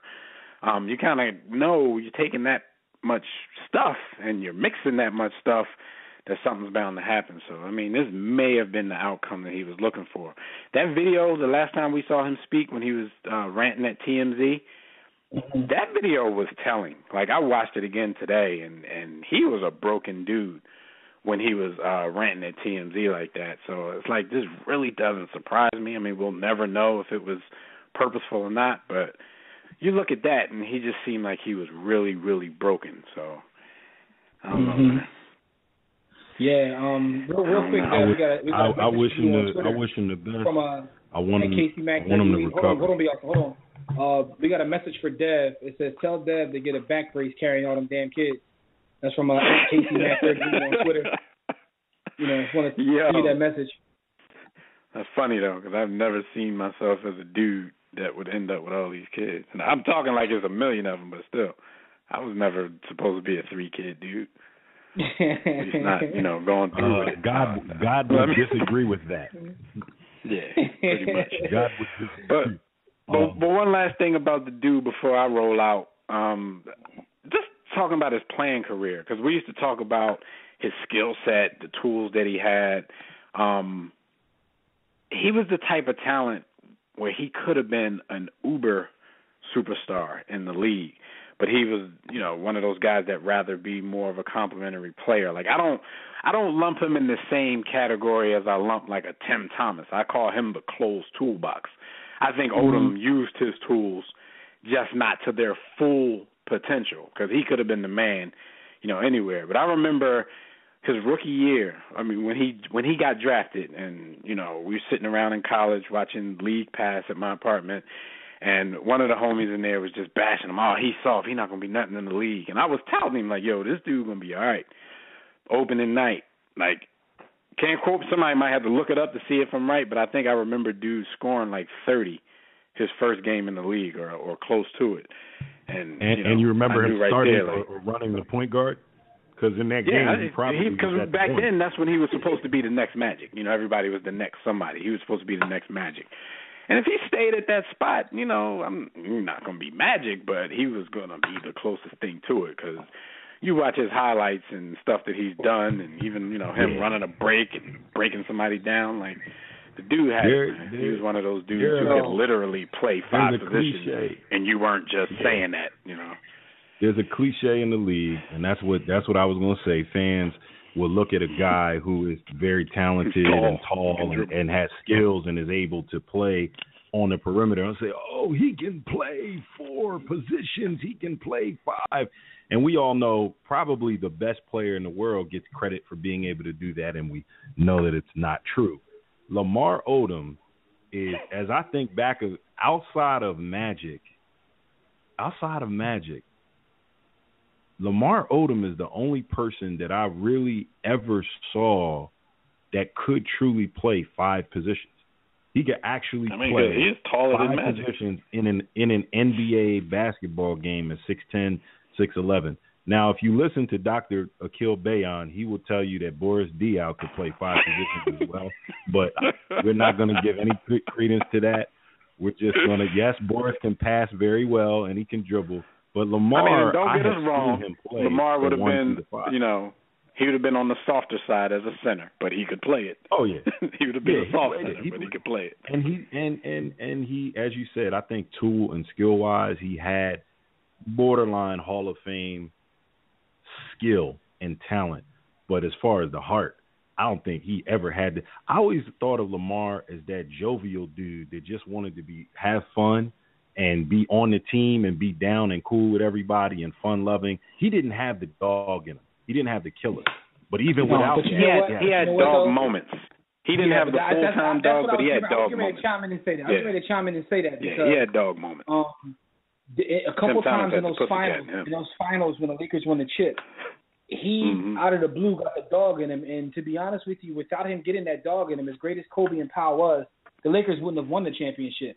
So he had moments where he got that dog. Oh, I agree totally. And the thing about it is that Lakers team, when he got the dog in him was when they were able to play at a different level. When they put him and Gasol in at the same time, and Lamar started playing aggressive with the dog in him, that's when they start cooking people. Mm-hmm. He won 6th Man of the Year. Can't nobody check them two dudes. Yeah, so can't nobody check. Basketball-wise, I just want to chime in because I wasn't saying anything. I was letting y'all rock. Basketball-wise, I remember watching him at Rhode Island and thinking, like, yo, this dude's going to be one of the greatest players to ever play basketball. I thought he was going to be I didn't like him at Rhode Island because he used to do Temple dirty. Yo, he used to do Temple dirty. Yo, I thought he was going to have to sweep the table with the greatest, man. I thought he was going to be that good.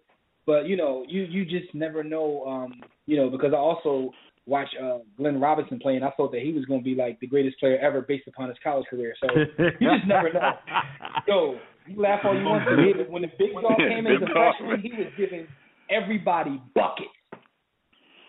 Yeah. Anyway, with all that being said, though, man, we definitely want to, send well wishes, even though we, like I said, you can joke on some of the expense, but this is a serious issue. The whole thing that B. Austin talk about blaming Kobe, everybody's blaming everybody. Just looking for somebody to blame. Not saying the Kardashians aren't evil. Not saying that this possibly isn't a conspiracy for her to get his hands on his track. like she wrote half his raps, or she was with him shooting in the gym. One or the others, whatever one you want to use.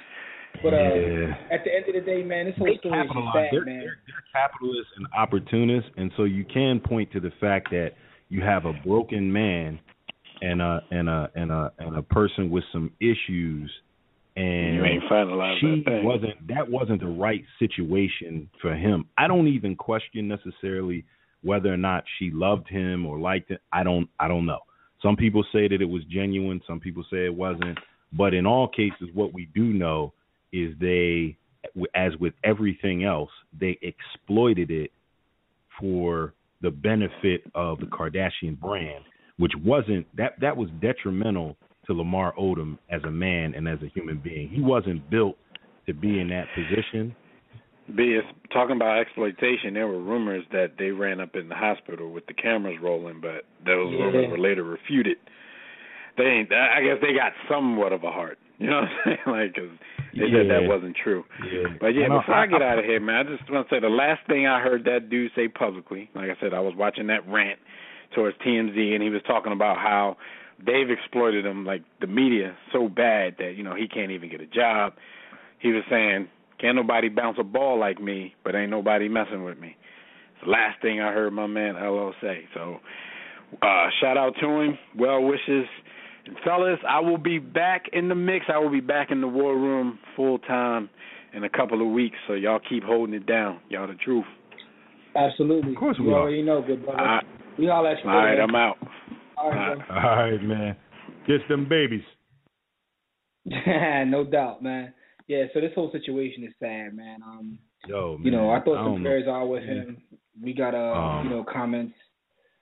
I don't know what it is. I don't know what it is, Jimmy, because we usually tote the line and limitation of what we probably should say in terms of jokes and clowning people, and everybody knows we've clowned Lamar Odom, but this one, man, it just really got me sad, man. Him in that situation, man. He should be bouncing a ball somewhere, even if he in Russia. He should be bouncing a ball somewhere. I mean, but it's more than just your skill set. Like the AI rule. Couple things. We got a couple comments. The chat room said Dev had 30-12 in his debut. Skyview says it all started when Dallas wanted to send him to the D League. Guess 1441 said Lakers could have had 3 more championships if Lamar would played intense. Also on Twitter, at Casey Mac 38 says he's wishing Lamar Odom a speedy recovery, but he wonders if Chloe was trying to use Lamar as an Illuminati sacrifice. So, we got all kinds of different comments out there about Lamar Odom. Stephen A. said that it started when the Lakers let him go. Lamar loved being a Laker. I've heard that from several sources, but, he did love it, but I guess he didn't love it as much as he loved some other things because, we heard about why the Lakers had to part ways with him. At any rate, man, any last thoughts about Lamar Odom before we move on and talk a little bit of football for the rest of the show? Of course, we got to talk football. Hold on, though. We got a call coming in from Cali. That's over there, Odom territory. On the left side. All right, call from the left Rob, side. Rob, is this you, Rob? Yeah, man. What's up, man? Hey, Rob, man, you ain't at the you're not at the ranch right now. You're not at the the brothel, are you? Oh, no, man. I never paid, man. It's all good, man. Hey, I'm good. You pay one way or another, but we ain't gonna talk about that now. What you saying? You never paid, Rob? You never paid? Hey, yo, man. Some people on a date, you pay. I'm country born but city raised, man. They pay me, man. You choose me, you got to pay a fee. You know what I mean? So. Rob, like you're out in LA, so you have close hand. You hear about what goes on or what have you. What are your thoughts about this whole Lamar Odom fiasco? I mean, first of all, I want hopefully everybody, everybody uses Facebook, always like War Sports page, very active. It's very sad. I like the comments that somebody made during the show, and I said that it did start when the Lakers traded him. Everybody was in shock, and that's when his marriage started having problems. You know what I'm saying? Oh, it was already having problems because they didn't want to do a show anymore, but it really started going downhill. So, and just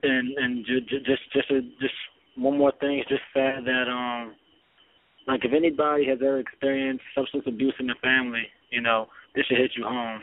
And you know, the best thing we can do is pray. I know LA is really pulling for him. And same on the entertainment industry. They like taking grieves out of people.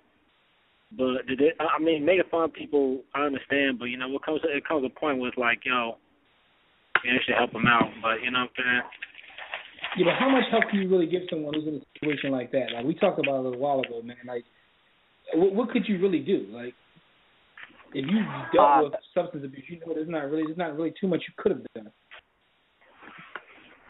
I mean that's another conversation. But you know, all I'll say is it's just very sad. Laker family's pulling for him.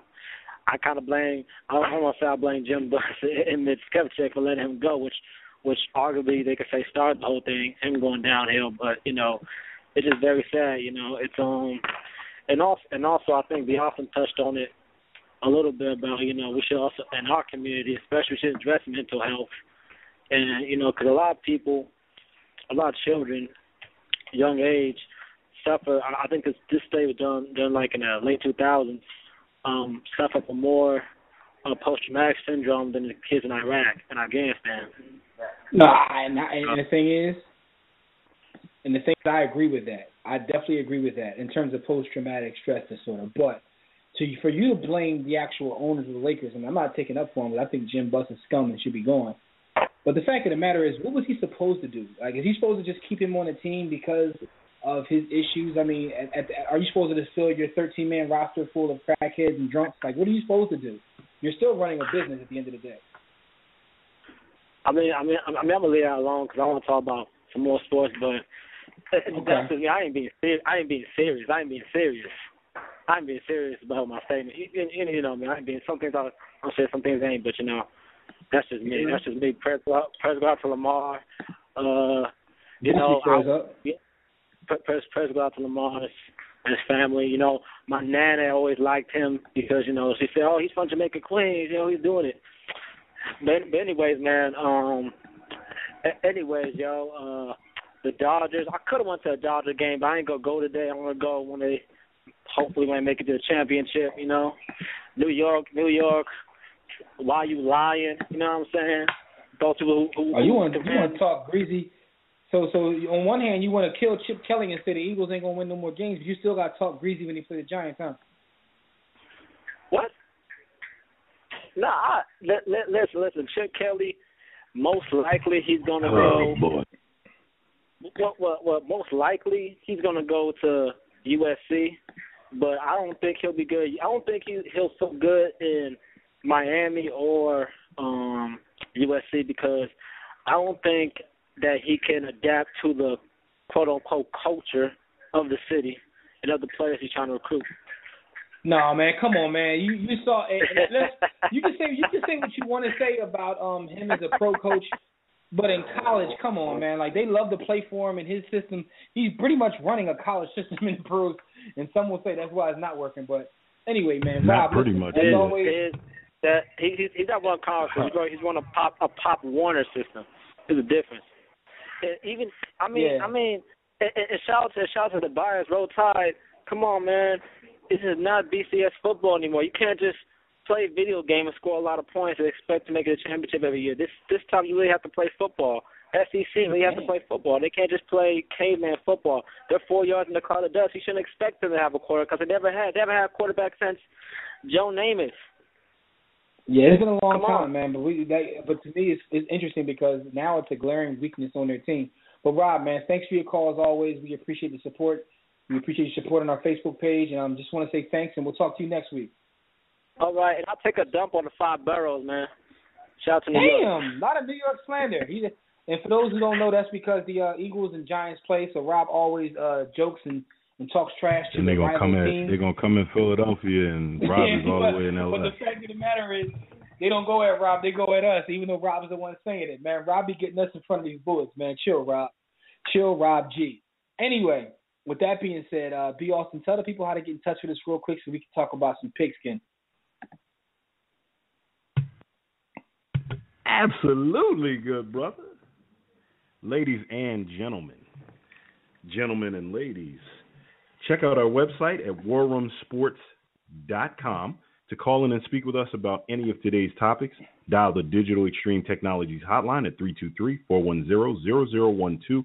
Press 1 when prompted. If you're already listening from your phone, just press 1 if you'd like to talk and join the conversation.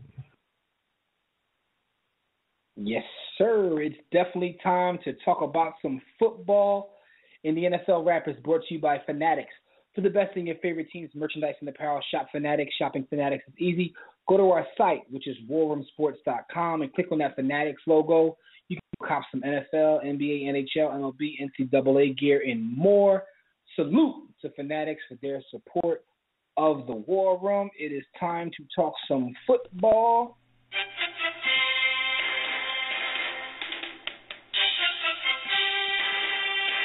B. Austin, resident Eagles fan. Rob just brought it up. That's USC is rumored to be interested in Chip Kelly. So, bottom line, do you think Chip Kelly will go to USC? I think it's a possibility, but I'm going to go with no. If I had to make a bet, it would be no. Okay. Why? You think it's a money thing, or you think he's gonna sit around and get the bread when he can?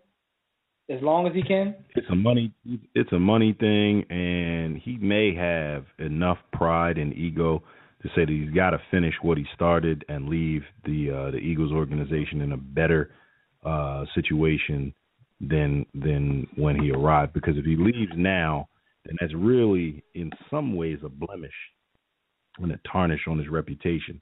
Not collegiate in terms of collegiate football, but overall. Yeah, and I think Chip listens. Yeah, here's my question, though. Do you think that he would have more success just leaving now? Rob questioned whether he can even have success moving backwards. We have seen coaches give themselves a try at the pros, fail, and go back to college and have success. Do you think Chip can do the same? Absolutely, because so much of college is about recruiting. So basically being in the NFL actually is a feather in his cap coming back to the collegiate ranks and being able to recruit players who we know every player's dream going to a major D1 program is to play at the next level. So that's just a feather in his cap. That's only going to help him. It's not about strategy and tactics and playbook at the college level. For most programs, there are still some few that run pro-style offenses and have real playbooks, but Chip Kelly runs a spread. It ain't no major playbook with that. There's a lot of plays you can run out of a spread, but you can dumb that way down to 10 plays, 5 run, 5 pass at the collegiate level and have it work. We've seen it work. We've seen teams make it to the Orange Bowl and the Rose Bowl playing like that, and that's what he could do easily going back to the collegiate ranks, just recruiting, and he's got that feather. So he'll be successful when he returns.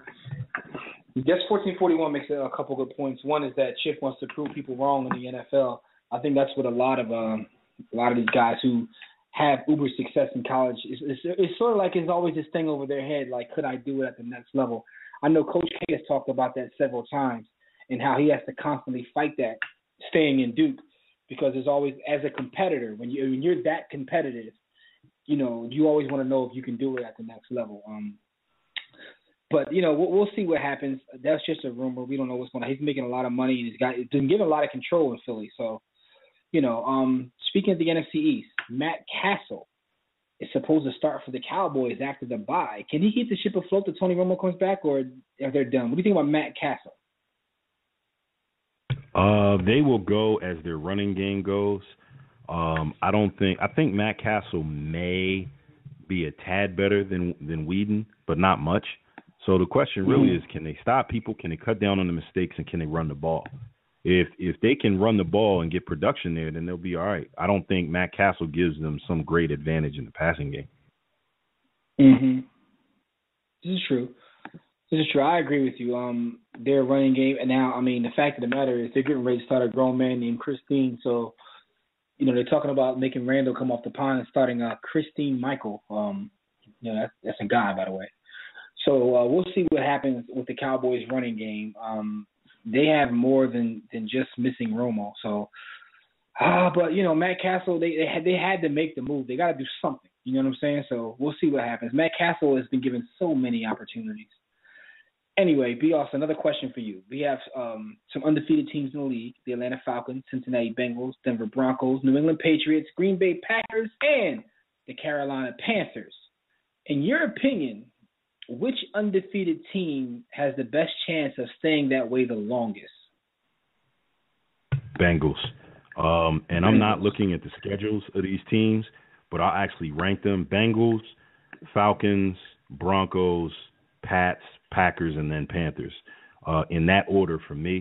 I could look at the schedule and get some changes, but I think the very top and the very bottom would remain. The Panthers I don't necessarily believe in. I think that they will, obviously eventually they've got to play the Falcons, right? So, automatically one right there, somebody's going from that undefeated column. I don't think that they're shooting to beat the Falcons. Somebody got to die. I go, you got to go. Bengals are very talented, and they are not playing Bengal-like football. Like, they're playing real football. And with, our head coach there, it's good to see his brother. I'm just going to say I hope that it's due to him taking the next step as a coach and not the old adage that a broke clock is right twice a day. The Broncos have a monstrous defense.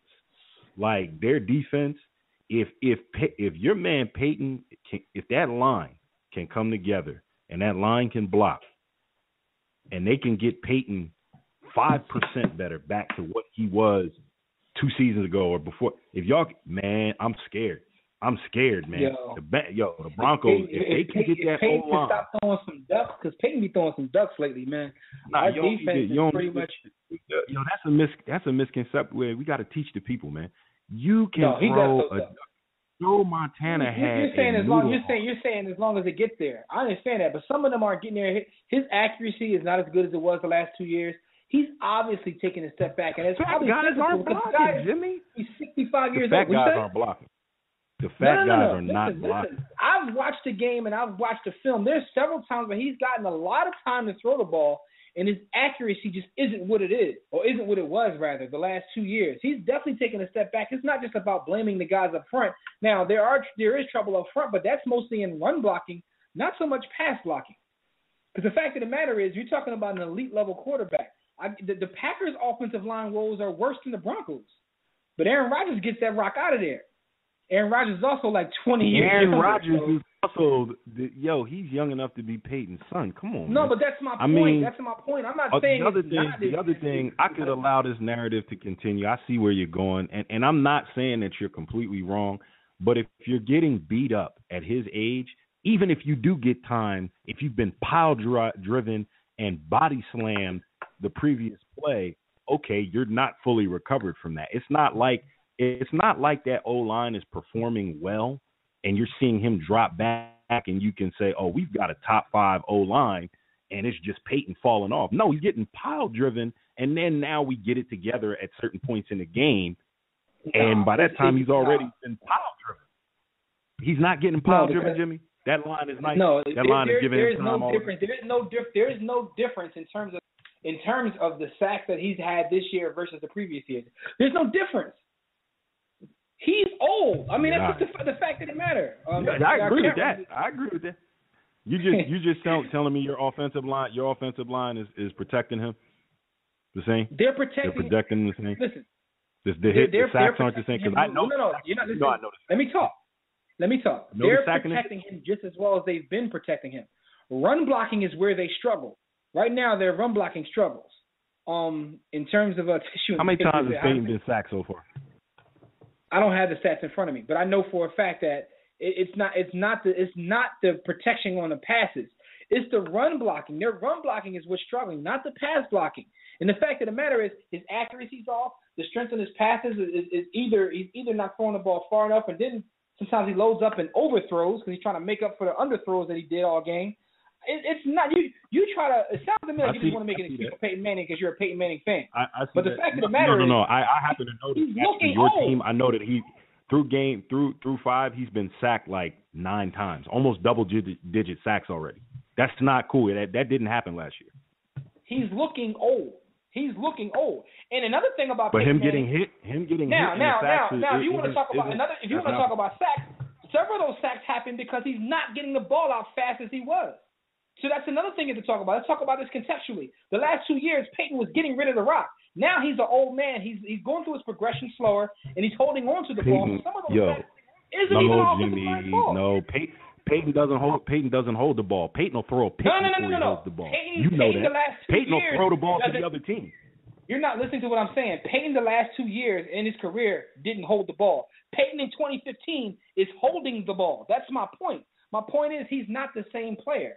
Guess 1441 said Denver is fool's goal right now. The defense is very opportunistic. They rely on speed and quickness, but they are not suffocating. You can move the ball on them. I actually agree with that. And Skyview says, but the one thing is Peyton is missing Welker and the other Thomas, just like Breeze is missing his guys. It makes a difference. You can say that, but again, we're talking about whether Peyton is holding on to the ball longer now and whether it's Peyton's accuracy and whether he's overthrowing the ball. Some of that stuff doesn't matter who he's throwing to. If they get behind, they'll be in trouble. That'll be their Achilles heel. I agree with that as well. But the fact of the matter is, in terms of that question I asked you, my answer for that would be the Atlanta Falcons because the Atlanta Falcons have schedule. The schedule gods have looked out for them. They play their own division, which is terrible. Yeah, and outside of playing their own division, they play the NFC East. And they've already washed the entire NFC East. They've beaten the Redskins, Cowboys, Eagles, and Giants already. And then they have to play the Saints twice. Let me ask you questions about the Falcons because I feel you with the Falcons and I want to be on that bandwagon. No, every component of their team looks good, but Matty Ice does not really to me. Well, Matt Ryan does not look. But again, what happens when they get into the playoffs and they play a team that's not in the NFC East or the NFC South? Because that's kind of like who they're. But the thing is, they may get home field advantage, but we've seen the Falcons in the past have home field advantage and get in the playoffs, and we've seen what has happened. They do have a new coach. They are playing well, but again, I'm just pointing out their schedule. Like this is the perfect opportunity for them to make a run with this schedule. They play the Saints twice. They play the Buccaneers twice. They play the NFC East, which they've already walked through. Now, they do play Carolina twice, so we'll see what happens there. And you mentioned that earlier. So they could possibly, split or lose a game to Carolina. But when you look at their schedule, even the AFC teams they play, they play a couple of sorry teams. They can literally go 13-3, 14-2, and it wouldn't shock me just based upon their schedule. So for those listening, go check out the Falcons schedule and let me know what you think they're going to do based upon their schedule. So I have them remaining the longest. The Bengals, they do look good on all three facets, but they've been playing a lot of close games lately. So, they've made a lot of plays at the right times, and that's traditionally they haven't done that, so they have been doing that. So we'll see what happens, man. Anyway, man, it's time for us to get out of here, man. Salute to everybody who held us down, chat room, all on the internet and everywhere. Thanks for joining us again in the War Room, good people. Shout out to everybody, as I just said, the people on Facebook, Twitter, people that called in. Special thanks to Fred Perdue for joining us for his weekly college football segment. Although I think that Fred is on either dope or dog food based upon what he said, we still appreciate it. Tune in next week. Same time, same place, live right here or on demand on the WRS Podcast Network for more great sports talk. We'll recap Week 6 of the NFL season and preview Week 7. So until then, enjoy your week, and we'll see you right back here next time. Be sure to catch our conversations on Facebook and Twitter, as well as Instagram. You can check out our blogs, our webcasts, our podcasts. Everything can be found at warroomsports.com. Until next time, everybody, as we always say, don't accept mediocrity. Be steadfast in the war against ignorance, and we shall see you chumps on top.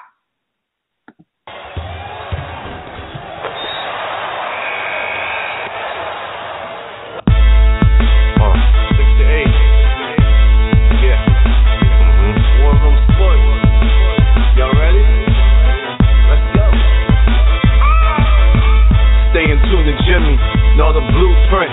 Every Thursday, 6 to 8, they do this. Shout out to Dev, P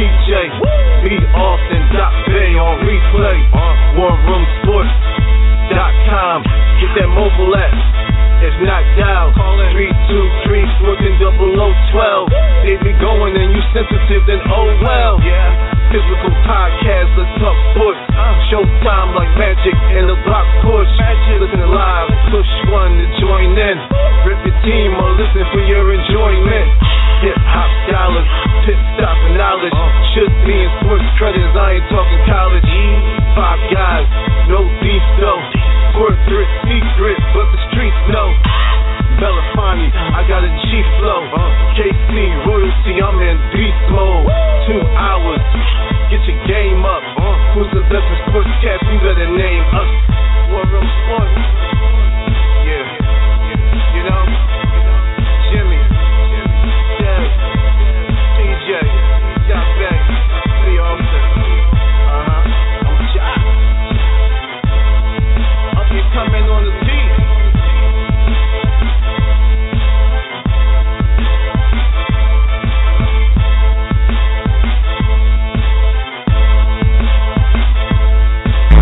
War Room Sports, www.warroomsports.com.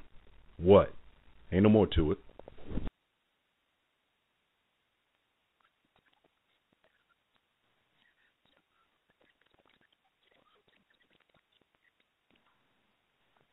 Hey, it's Flo, and this is my impression of a traveling lounge singer. And we're going up the airport escalator. Hey, where you from?